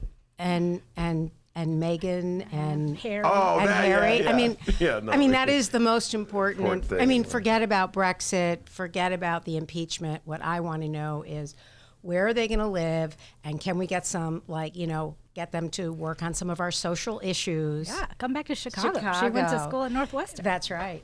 I got a confession to make here. One of my great confessions. There's so much stuff I cram into my head, and I just made this decision. I'm not going to cram stuff about the royal family of England into my head. Thank God. And then we bring this up. Yeah, you're right. So I have to admit, I'm not quite sure which one is this one. I know there's 3 sons, I want to say, right? Do I have that right? Harry's the guy, Meghan's the girl. No, but isn't there That's someone all named you Will? need to know. There's someone named Will. William is the one in line for the throne after And he's his kind of dad, bald. Charles. Yeah. There's 3 sons. Anyway, No, there's 2. It's okay. Isn't there a 3rd one? Harry, William, and No. Billy. What's wrong with being bald? You're tired. Now, I never made a critique of it. It was a commentary. There's a 3rd son? No, There's there only is 2? not. God damn, man. All right, here you go. You know so much, Laurie Glenn. What was the mother's name? Elizabeth. No. Hey, That's the Who's grandmother, Harry? Diana. There we go. Course, of course. And name the singer who wrote the song about her. Elton John. Very good. Good job. All right. I get my nails done regularly. All right, now here you go. Final trivia question to Juanita. Yeah. That song that Elton John wrote about Lady Di, Oh, doesn't even know the name, and Was he's giving the actually- questions. Awesome. Great quiz master. was a rewrite of a song he wrote about another woman. Name the original star of the Elton John song. Oh, I'm so bad at these things. I will never get it right. All I know is it's like candles in the wind, right? Yes. But Laurie, go for it. Please help me. I can't because I am clueless. Dennis? No clue. Ice Cube. Come on, Wouldn't that be melting in the wind? Yeah. I think I just broke my. Oh no, I did. Marilyn Monroe. Oh, Norma right. Jean. Yes, Oh, that's yeah, right. okay. That's Love right. Marilyn Monroe. Oh, Now, I can talk about Can Marilyn. I say I'm too young for those things? By the way, you are can too young. say it, You can but say we it. may not agree with you. Do you share my outrage before we take the deep dive and get into all the I serious know. issues That's of the why day? I like. Do you share my outrage at the Academy Awards and who was slighted, or do you not pay attention in the least? Do you agree with me that Adam Sandler, J-Lo, Awkwafina, and Eddie Murphy were slandered? There we go. Yeah. Eddie Murphy was incredible. Yes, thank you. In the movie Dolomite. Dolomite. That was really Yeah. genius. He's incredible. not And I get a saw nomination. him on Saturday Night Live. That was, I guess a couple weeks before the end of the year. And he was hilarious. Yes. Gumby.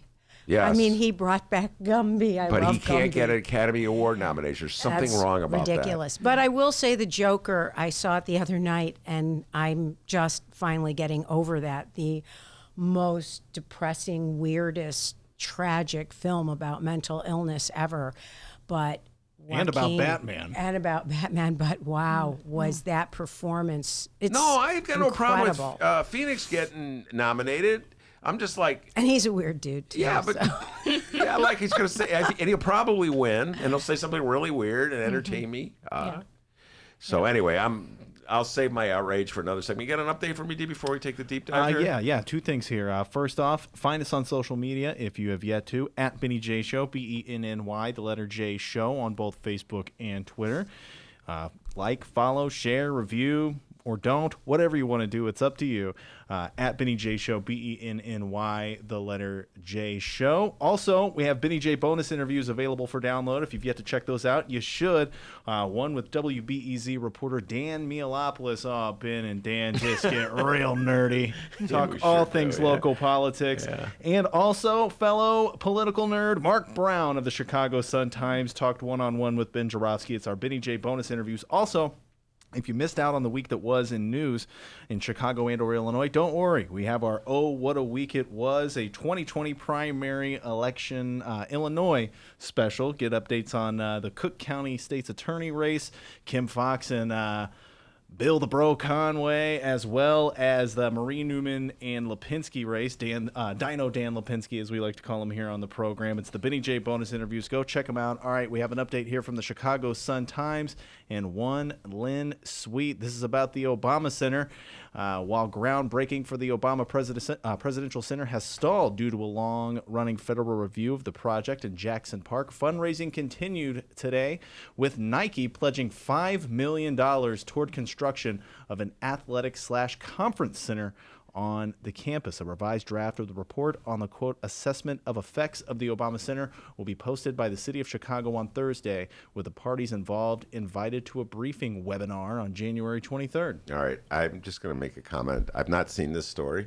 As everybody knows, I get my newspaper on the 24-hour cycle of home delivery. So Dennis gets all these updates. But it's just a general sense.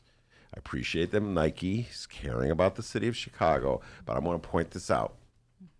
We have not had indoor running facilities for the students of Chicago's public schools ever. Ever.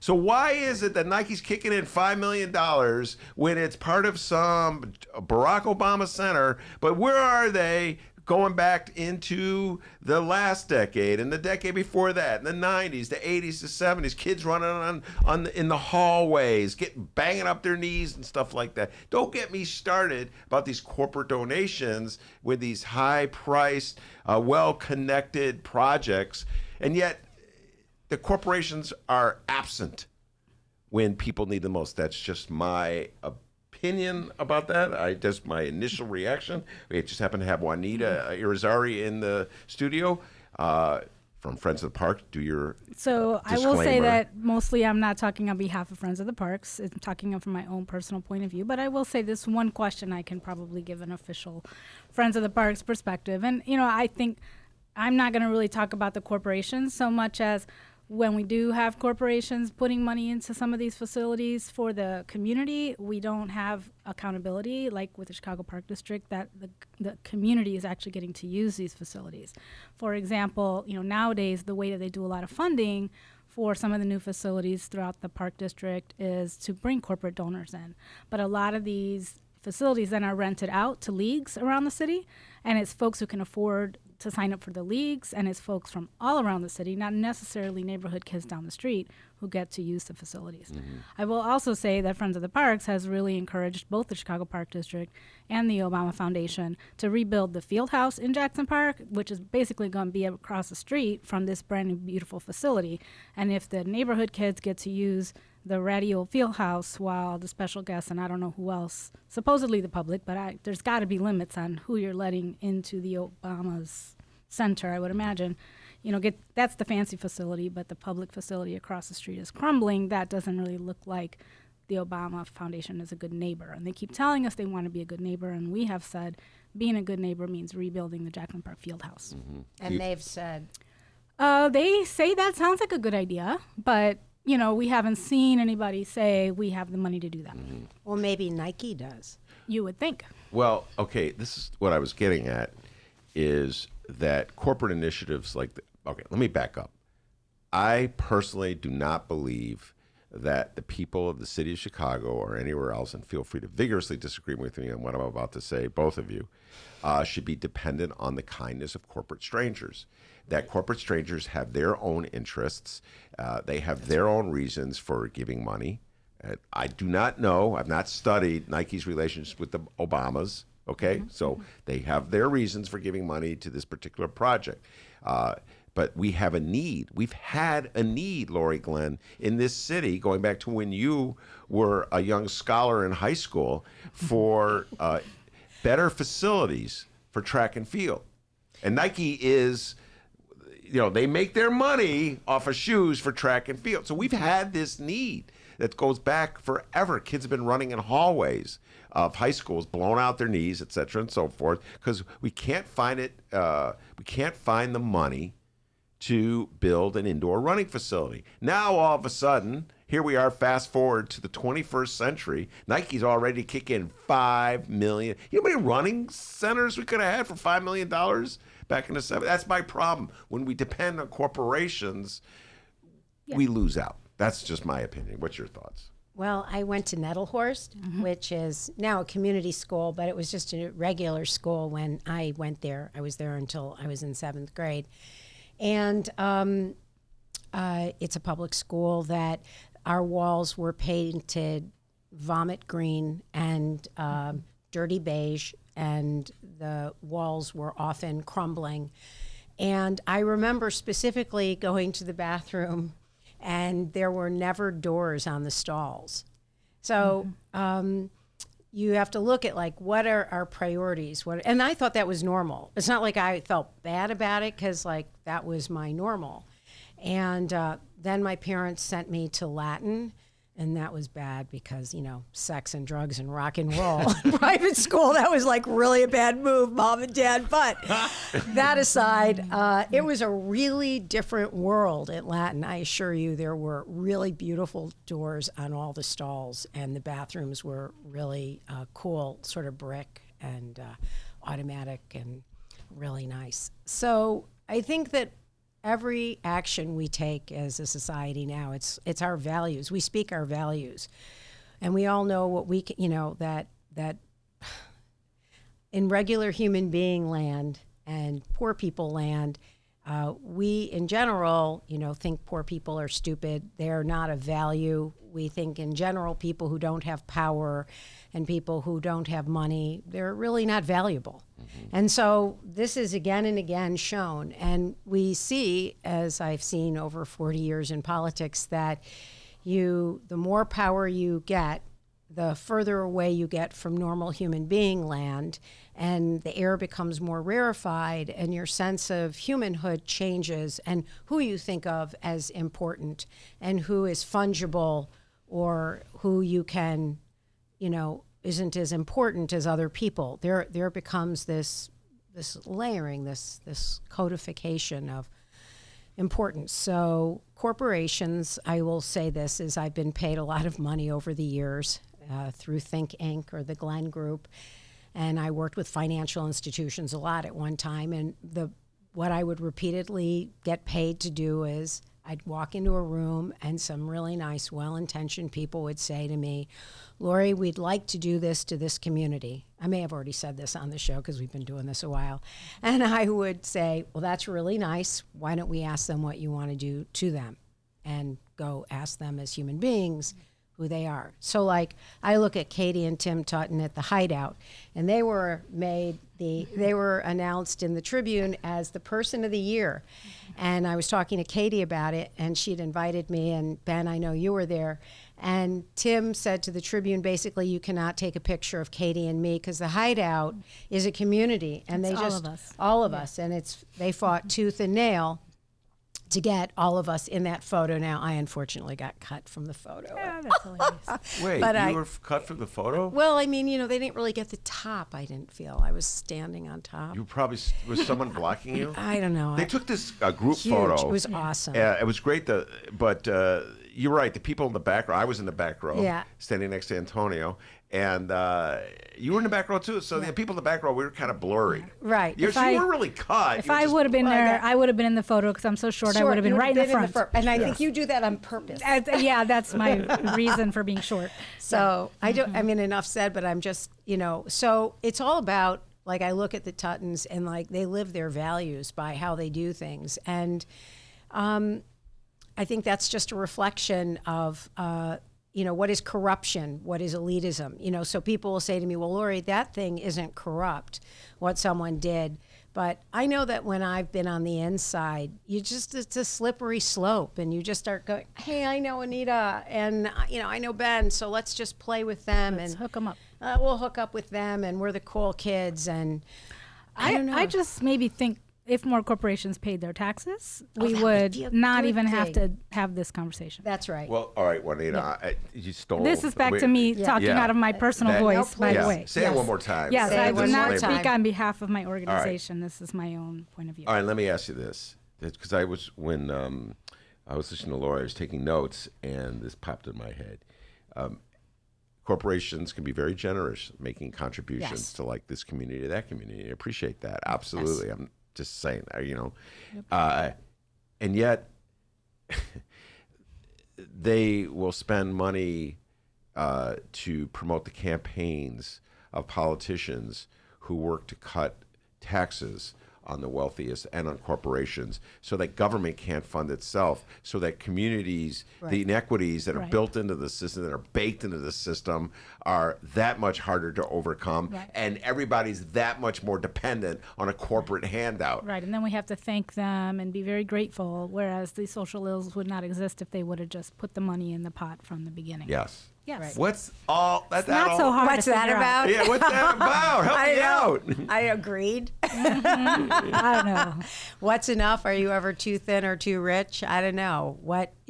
Jamie Dimon was, on 60 Minutes, and, he's giving $50 million, and that's supposed to be a big deal. He gets paid for $50 million a year, I think. Who's giving $50 million to? I missed this. Jamie Dimon. Yeah, I know who he is, but who's he paying $50 million? Oh, there was a program in Detroit that they were giving money to revitalize Detroit. But one of this woman who I just think is a great congresswoman, and I can't remember her name, and she does this thing where she had Dimon in front of her, and she said, Mr. Dimon, let me just, add up the income of your bank employee here who makes this amount of money. And when she was done, just from not even basic needs, she was like $500 in debt every month, on her credit cards. And she said to Jamie, Mr. Dimon, what is your solution for this? Your employee can't even pay rent and food and clothing and transportation and take health care and all. I'll have to get back to you. And she just kept saying to him, so you're telling me you're like, the brilliant banker that does all this. And he goes, I'll have to get back to you. I'll have to get back to you. Budgeting classes. Right. It's like, I don't know if that's what he said, but that just sounds like the kind of thing that they would have said. So, I think the disconnect, you make $50 million a year how do you relate to somebody who makes $21,000 a year or $15,000 a year and has a family to support? When you're arguing about paying people $15 an hour for a living wage, well, that's not even a living wage, actually. So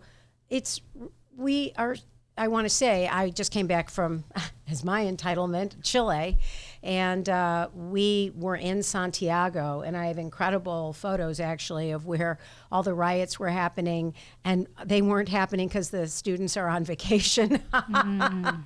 It's kind of funny, like, you can go now because they're gone on vacation, but when they come back, don't be in this spot. But throughout the entire country of Chile, there was issues of income inequality, and there were actual riots, manifestations, as they call them, throughout the entire country, because you have super, super rich, major money in, you're in Santiago, you could be in New York or LA, big money, big buildings, no different than our cities. And then as you drive from the airport, the poverty is, you can't even believe it. They're shacks. They're below shacks.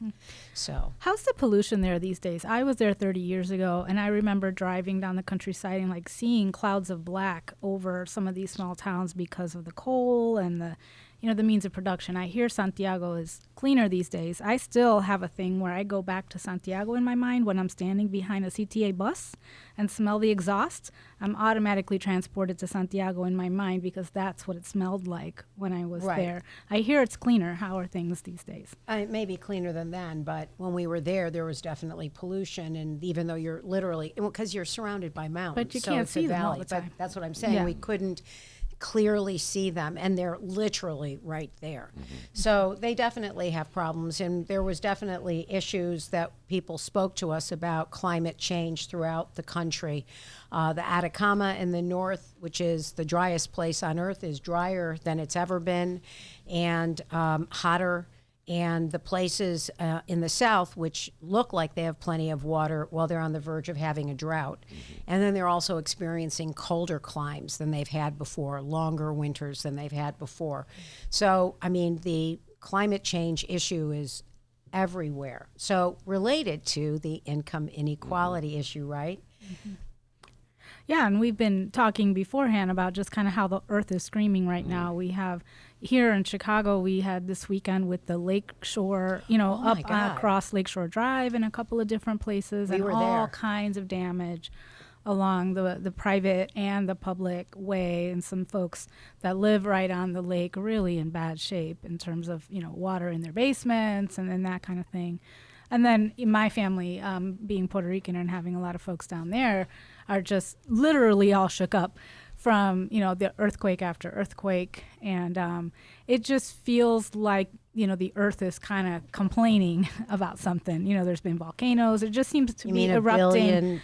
Billion animals. Australia. It just seems like just so many things happening back to back that you wonder, kind of, is the earth just telling us to please stop and get a grip and work on these climate change issues? Before we get into the politics of climate change, I have some thoughts on and that. And the lack of leadership. Lack of leadership thereof. Any updates on the impact of this week's weather on the parks along? Yeah, I mean, a lot of many places along the Lakefront Trail have been damaged, including some of the places where they put the new bike lanes in, and now that asphalt and stuff is broken up. There are beaches that had already mostly disappeared, some that are more disappeared than they were before. So yeah, there's a lot of money to be spent in terms of cleanup of all of our beaches and paths. What's your view of fortifying beaches every year with the expectation that people can have a beach to lie on, and then the water comes in and erodes the beach anyway? Yeah.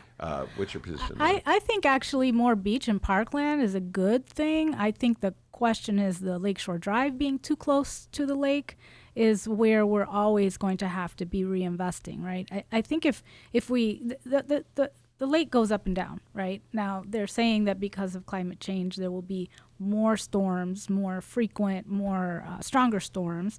So that part of it, even if the lake goes down, is still going to be kind of more of an issue. think it makes sense for a big public park and beach to be that buffer and that barrier. That's kind of a natural thing for the water to go in and out. But because in some places Lakeshore Drive is so close to the lake, we're going to keep having to reinvest money in fixing Lakeshore Drive, right? So while there are a lot of questions about conversations that have been out there about the North Lakeshore Drive Redefine the Drive project, which has been in planning stages forever, the idea of having more parkland and more beach, I think, is actually a good idea. It'll have to be somewhat fixed, but you also think about natural ways of doing that rather than trying to have concrete barriers that are going to be broken up each year. The more you can have, it's a dune, it's natural, you're going to have the waves coming in and then going back out. The natural ways of addressing this probably make more sense in terms of how we invest our money. All right, let's talk about the politics of climate change. The other day, Dennis and I were driving home. We were listening to Joe Rogan's podcast, and he and his guests were sort of mocking and maligning the climate change crew as though climate change itself were some kind of conspiracy. And I'm thinking in terms, I tend to side with scientists on this. What's wrong with you? I know. It's my upbringing. So ridiculous. And Juanita, we'll start with you. What's your sense of where the country is? Donald Trump and the Republicans are essentially dedicated to the notion that climate change is a hoax perpetrated by, I guess, the Chinese to get an advantage at a trade war, and that so we can pull back, recede on all environmental regulations, pretty much all environmental regulations, and allow companies to pollute as much as they want because there is no such thing as climate change. It's just the routine fluctuations in the weather, which... I mean, I think over the last few years, we've seen some amazing, different camps on those issues. I do feel like more and more people are looking around and saying something's not right here. Even skeptics, the more we have problems with Lakeshore Drive, the more we have fires like we're seeing in Australia. And we just happen to have heard about Australia, but there's lots of other places where there have been massive fires in the last few years, in the last year. I think some people are catching on. I think a lot of people have just turned off their brain, and they're just not, we've talked about this before, it's kind of cultish. I'm just going to believe what this person tells me. I'm not even going to think through the issues. But I think as more people experience them and start making the connections, as I've been reading about in Australia, and I have some friends in Australia who I'm watching they're talking about the ways the government there has invested in oil and the ways they've sold their water and other things that ultimately they've brought some of this upon themselves. As people articulate those things and make those connections more, little by little, I think we're starting to get it some. I think the farmers in the Midwest are getting it. Their crops destroyed by floods. I thought I saw a poll recently somewhere that said that Americans are starting to really begin to understand that climate change is affecting their world. And let's be clear that climate change is the migration of people, of hundreds of millions of people who are going to be heading towards our borders very soon because of climate change, because their islands no longer exist. 60 Minutes did a great piece on Venice, who said, please use us as an incubator. And I mean, Venice is almost, underwater. I mean, it's extraordinary. How quickly we forget, but that was just a couple months ago, right? I mean, if we string it together, it's really amazing how fast this is happening. It's happening really quickly. And yet, the Republican Party is convinced that they can win re-election. They can take back the Congress, hold on to the Senate, and re-elect Donald Trump by arguing that climate change is a hoax, by arguing that it's a contrivance made up by the left to justify regulatory policies that cripple our economy. That is the central tenet of the Republican Party, and they are convinced that they could win Wisconsin, Michigan, and Pennsylvania on those issues and retain the White House for Donald John Trump and take back the Senate by arguing that. And shame on them. Oh, no, go ahead. And shame on them. Yeah. Because, again, some of my best friends have been Republicans. We may not agree, but I respected their belief in what they believed in. But these guys and gals, well, they're just, okay, I'm trying not to say it. Oh, I know, they're assholes. They're really bad. And they're willing to, their short-term cut your nose to spite your face to, penny wise, pound foolish, whatever adage you want to say. This is just about the tax cuts. This is just about money. This is about today. This is not about tomorrow. And you've got, and I know that you live and have grown up in the evangelical community. Yep. So I want to be very clear, like, not all Jews, as I am, are the same, and not all evangelicals are the same.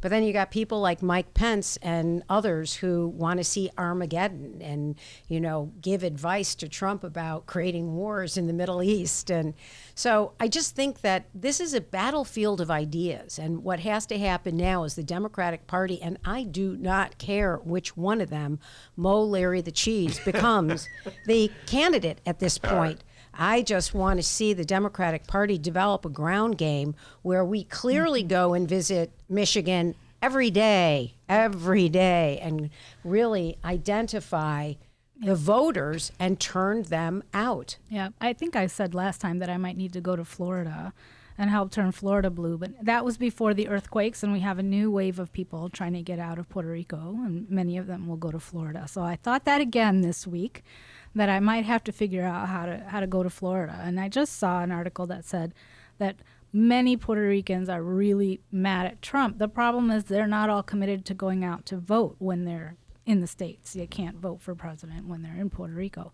So we got to figure out how to get folks like that to engage, right? And that's part of the problem. There's lots of folks who are frustrated, but they stay home. What do we do to get them to go out to the polls? All right, Juanita and Laurie are going to take a break. We come back. We'll close it down with the discussion since you raised national politics and the importance of electing a Democrat in your humble opinion. Elizabeth Warren and Bernie are having a spat on the eve of tonight's debate. She says, he said, that a woman couldn't be elected president. Love to hear what Laurie Glenn and Juanita Irizarry have to say about this. We'll be right back after this. Hey, everybody. What you're about to hear are the piano stylings of Jeff Manuel. Man, listen to Jeff go. Jeff Manuel has been playing piano around Chicago for years. He's played for conventions, for celebrities, played in basement bars with blues bands. He's played at prestigious social clubs, fine restaurants, and in the intimacy of private homes. Book Jeff Manuel at jeffemanuelpianist.com. Don't worry, I'll spell his name at the end of this commercial. You know what Chicago Magazine said? They said that Jeff Manuel is, quote, as comfortable with Chopin as he is with Cole Porter. He's excellent and his performance is joyous. He offers an elegant stream of compositions and interpretations that entertains the mind but won't hurt the ears. To hear more of Jeff Manuel's work and to book Jeff for your next event, go to jeffmanuelpianist.com. I'm going to spell it out for you, people. J-E-F-F. M as in Mary, A, N as in Nancy, UELPIANIST.com. Take it away, Jeff Manuel.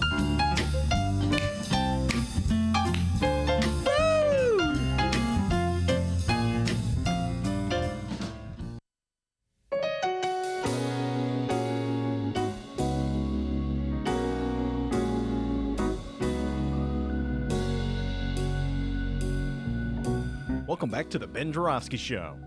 Mr. Joravsky, take us home. All right, we'll do Laurie Glenn, Juanita Irizarry in the studio. They're thinking of their response to Elizabeth Warren and the Bernie Sanders feud. Democrats doing anything they can to make sure they lose the next election, looking for any freaking issue they can to undercut their campaign, because what matters to Democrats more than anything is that they are right in their little silly squabbles with other Democrats. And they don't really care if Donald John Trump is reelected. By the way, Frank weighed in. Thank you, Frank. What up, Frank? Frank knows everything. I'll see you at the Hideout February 4th, Frank, for the great debate. Frank, who either really knows everything or is just really fast on the computer. I think he knows everything. Frank comes to Hideout shows, and he knows freaking everything, okay?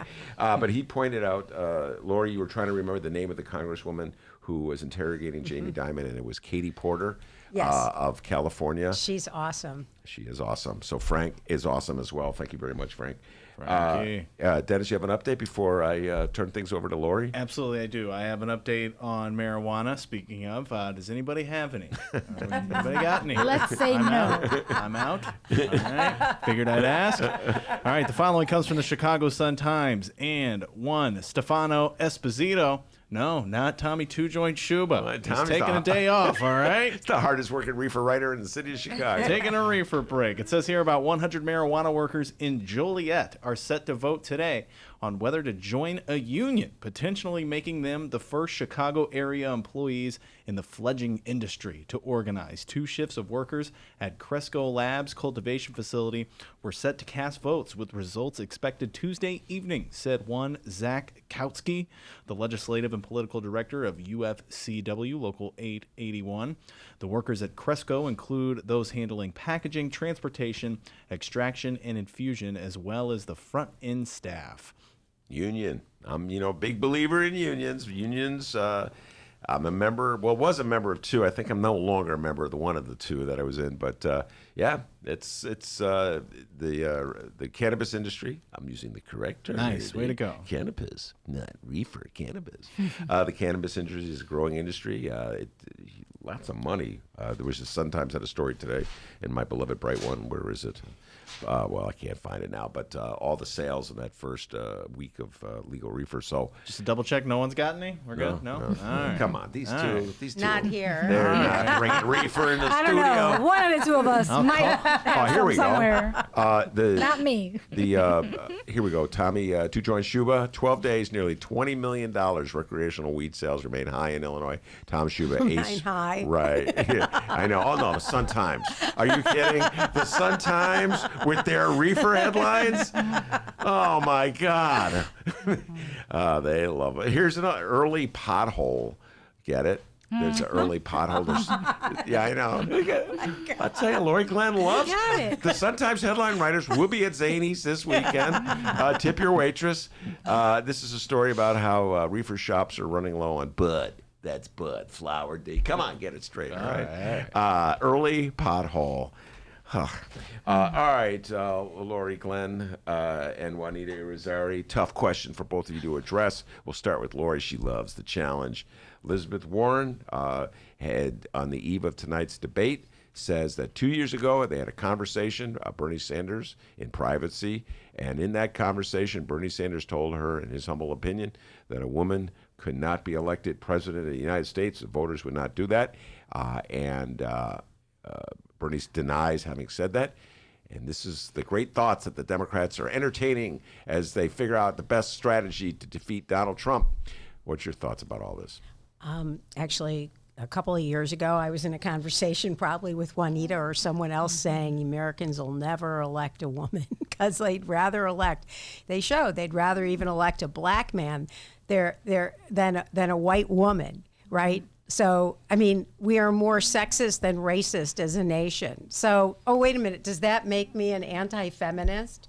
Right. No. It's complicated. It's complicated. So you were making an observation. I was making an observation. Now, I admit, I have the burn for Bernie. So I am not as objective as others might want me to be because, Bernie Sanders says what he thinks. Now, sometimes, he says outrageous things, not quite like Mr. Biden. I think Bernie's a little more cogent.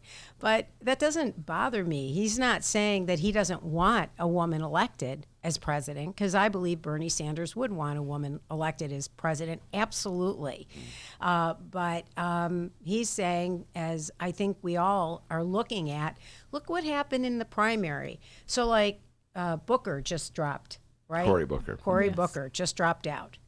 So we don't have any people of color left. Now, that's because the voters didn't give them money. They didn't support them. Mm-hmm. The voters are saying something about themselves. Now, I don't like it. Don't get me wrong. I'm not saying, oh, that's a good thing. That is not a good thing that we don't. It is absolutely not a good thing that the final candidates are all, for the most part, 70 some. Wait a minute. You mean the woman for who's? Andrew Yang still in the race. Oh, right, Yeah. Andrew. Oh, I love him. He reminds me of the guy on Saturday Night Live. He's so funny. But that doesn't mean I want him to be president. I mean, I love him because he's outrageous and he's so out of the box, and that's good to have him at the table. But that doesn't mean I want him to be president. So for me, I believe that Bernie was probably making a political observation if he said anything like that. And the fact is why is Elizabeth Warren talking about Bernie Sanders? Why isn't she talking about the issues of the day and about Trump and about the impeachment or about climate change or about what's going on in Europe with Brexit? All of these things. Yeah, I think my speculation is in the same place as I've been reading the articles, is that probably, and I hope that conversation was back then Bernie doing a calculated analysis, right, of what he thought would happen, not a personal value statement about whether a woman should be president. But all we can do is wonder. I will say my other lens that I've been thinking about this through is I actually have a friend who worked for the Warren campaign. And just a few weeks ago, she reached out to me to think out loud about another job opportunity she has and thinking about whether she should move on from the Warren campaign because maybe it's not going anywhere, right? And so that was my other lens as I started to hear about this. And I don't know that I would have thought about it that way as much if I didn't know that my friend who works on the Warren campaign and loves Warren was already thinking about jumping ship, right? So it's going down in their minds, and they need to, do something, to prop it back up, get Elizabeth Warren in the news. It is a sad way to do it for me, I think. I mean, I think it's terrible to imagine that somebody really would think a woman couldn't or shouldn't be president, but I do hope that it was just an analysis of the reality. He denies he said it, Laurie and says, there's those are the words. Those two words, radically different meanings. Yes. Wouldn't and shouldn't. I don't even think Elizabeth Warren or people were saying that Bernie was saying a woman shouldn't be president. He was saying that, in his humble opinion, it wasn't going to happen. Right. I have to tell you this: so many conversations I've had with ordinary citizens in this country, which are, these people are not even trying to be politically correct. They're just opining.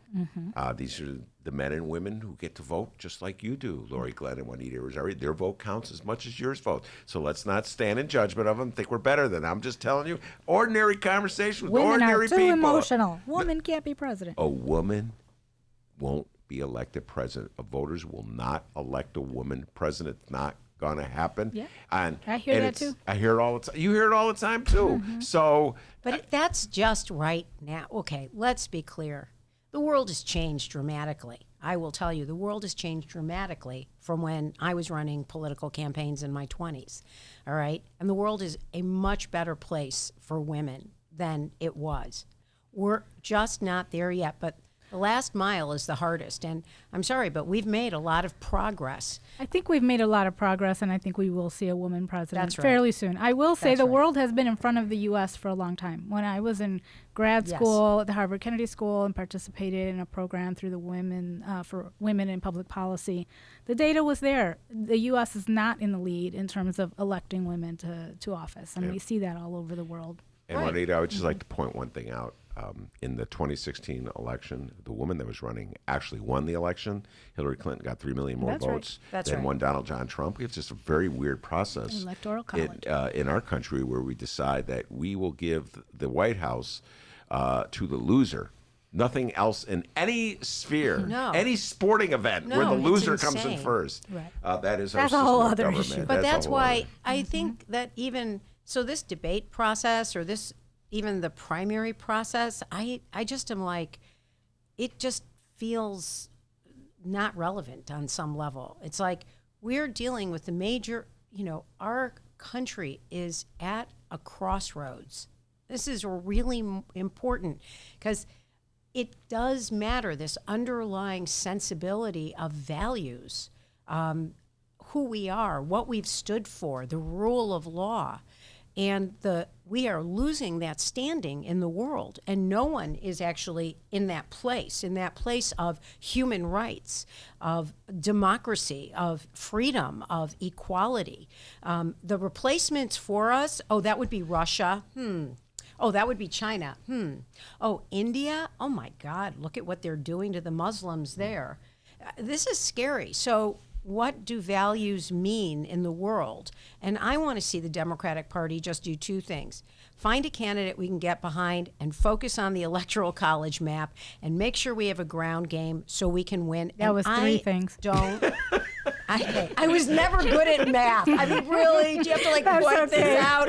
I mean, such low SAT scores on math. I think they were in the 400s or something. I'm not a perfect person. Yeah, that's right. I am not perfect. Me and Buttigieg. No, Never. that was Pritzker. Oh, that was Pritzker. Oh my God. Could I have a few of his dollars? Yes. All right, very good. Laurie, Sorry, Glenn? Turin. You were on a great roll. No, I'm but sorry. I'm just saying. You were riffing, but I'll just say this about the Democratic primary, and this is why, on one level, I find it fascinating. Really, as I see it, the Democratic primary is like two basic forces: your left of center force, which is represented by Bernie Sanders and Elizabeth Warren, and your centrist forces, which is everybody else of prominence in those debates. And essentially, the Buttigieg's and Biden's and Klobuchar's are trying to unite all the people at the center and to the right of the center in the Democratic Party to vote against Bernie and Elizabeth. And now they're at this moment where they realize, like Klobuchar realizes, she has to attack Biden and Buttigieg if she's going to get the centrists. And Bernie and Elizabeth realize they have to attack each other if they're going to consolidate their left of center forces. And that is my assessment of what is happening and what will probably be happening tonight. I know, but it just makes me tone deaf. I just don't want to hear it. But I do want to talk about Amy. Remember Amy? Klobuchar. Oh, Klobuchar. You gave her money. I gave You her said that on this show. $100. Yes. I forgot that. That's right. I'm reminding you because you know what? Amy Klobuchar. Now, I think she could win. I do. I think she could. Now, I'm a more progressive person than she is. I am. I love Bernie. I do. I just feel like saying it because it's like his numbers are up. It's so awesome. Millions of young people are like saying, F you, America. I like Bernie Sanders and we want him to be our candidate. But you know who could actually win over middle America is Amy Klobuchar. I believe that. Juanita, your thoughts on this? I have not followed Amy well enough to know what she could do. I really have not. I'm a Bernie girl as well. I could be very happy under Elizabeth Warren. I do suspect. Yes, So you're with the left side of this Absolutely. equation, and No question. And when Democrats say, and many Democrats I like do, Elizabeth too. I'm not against Elizabeth, just for the record. yeah, I get I listen. I basically subscribe. I'm going to vote for whoever emerges from the primary That's right. against Donald Trump. Absolutely. That's pretty. That's for but sure. I personally would like to see the Democratic Party, for once in my life, try out the left side of the table, if you will. And that's just my personal opinion. But do you believe that Bernie can then win the Electoral College? No, I'm not being. Absolutely. He would have won it last time, in my humble opinion. I think that so. Bernie Sanders would have won the last election. I've had so many Bernie bros and Sanders sisters in this studio arguing this point out for the last 3 years. And I do believe, first of all, I think tactically, a Sanders campaign would not have done what a Clinton campaign did and ignore Wisconsin, Michigan, and Pennsylvania. I think Yes, that I Bernie agree with that, knew for sure. Where his Yes. bread was buttered. Secondly, this is the Dennis opinion, and I'm going to throw it out there. I'm not going to steal the man's ideas. But you did. Go ahead. Well, no, You're about to. I'm Pointed giving him to credit. him. It's not theft when you give him credit. If I were to say, this idea came to me the other day when I was walking down the street, that would be theft, okay? But to say, this is Dennis's idea is attribution. Okay. It's the exact opposite. Anyway, he says that Bernie Sanders is the Democrat who has the strongest appeal. in downstate communities that tend to go for Donald Trump. Yes. Right, because he does have that charisma. He has that energy. You feel his truthfulness. You feel he actually is a true believer. And, you know, people like that. They are wanting people who actually say what they think. That's right. Well, but Speak that to their saying what values. what he thinks scares the heck out of centrists. That's okay. And that's, well, you know what's interesting? Michael Bloomberg had the statement the other day, the former mayor of New York City, who is now spending, he says he'll spend $1 billion to defeat Donald John Trump. He said, But Pritzker did not agree to go along with him. He said he would spend a lot of money, but he I wouldn't don't think put in Pritzker's $1 got billion. Bloomberg money. Right. I don't. I mean, haven't if counted you got his $1 shekels. billion, Yeah. To $1 spend on billion, this, to just- I mean, that's $1 absurd. billion. Okay. Okay. Anyway, I was like, oh wow, and he goes, I don't agree with Bernie or Elizabeth Warren, but I would spend the money even if I'm not the candidate. just to they drive are. him crazy. I Just saw to drive something about Donald that John tonight. Trump, Lulu. Anyway, all right, we've run out of time. I want to thank Juanita Irizarry and Laurie Glenn. Anything before we leave you want to promote or advise Yeah, I people just about? want to say that I am. It's a good thing to see that Chicago is heading in the right direction in terms of lowering its violence.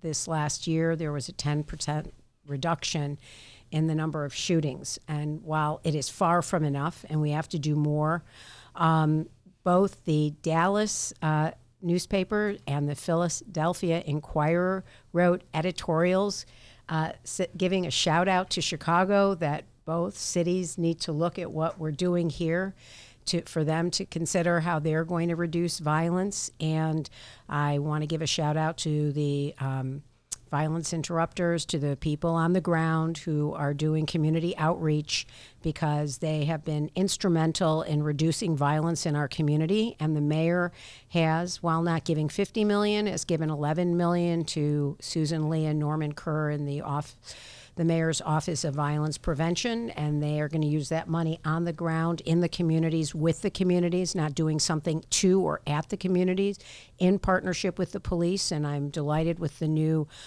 interim police chief, who I believe understands what Chicago needs to do to get the police culture under, moving forward, and to build a set of policies that are community driven to make real change.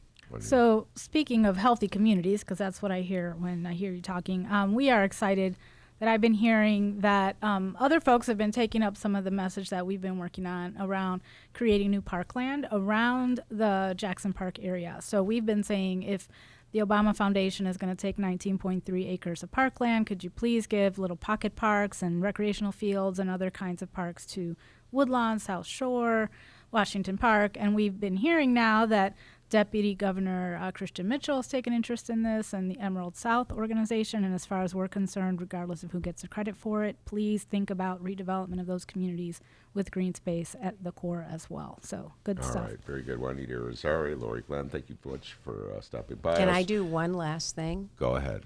So hurry up. The mayor Yes. has actually started their commissions now on oversight for Lincoln Yards in the 78. And they are looking for people to apply to be a part of these oversight commissions, and I hope people will apply for them. Yes, Except for Ben. Could you imagine if I applied for that one, man? Get out of here. Don't do it, Ben. Don't do it. Don't do it, They Ben. put me on that committee and they go, get this guy out of here. Yeah. All right. Well, I'll apply in your stead. Okay. So I'm just saying, I hope people will apply, because we do need to have continued oversight.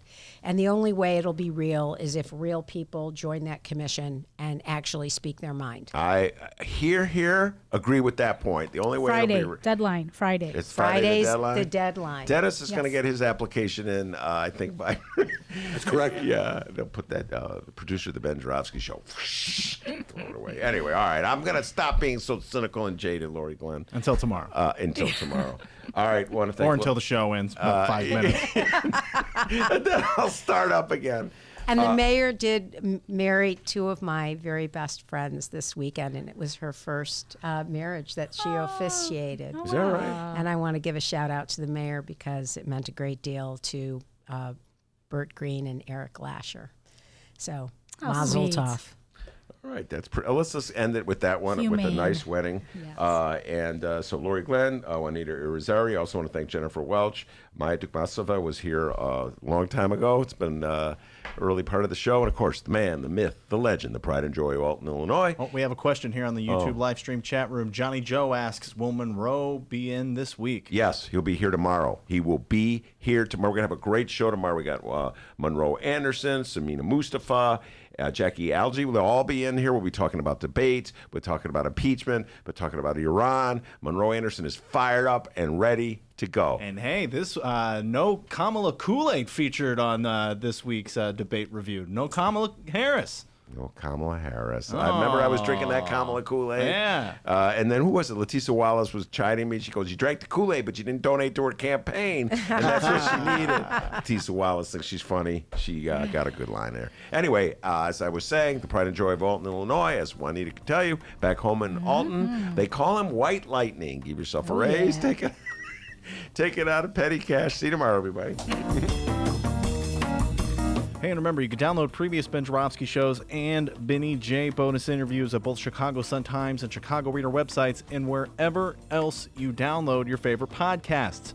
Downloaders, you know we live stream this show, right? It's true. Tuesdays through Fridays, 1 until 3 p.m. Central Time at both Chicago Sun-Times and Chicago Reader websites and the Chicago Sun-Times YouTube channel. Look for us if you ever got nothing going on between 1 and 3.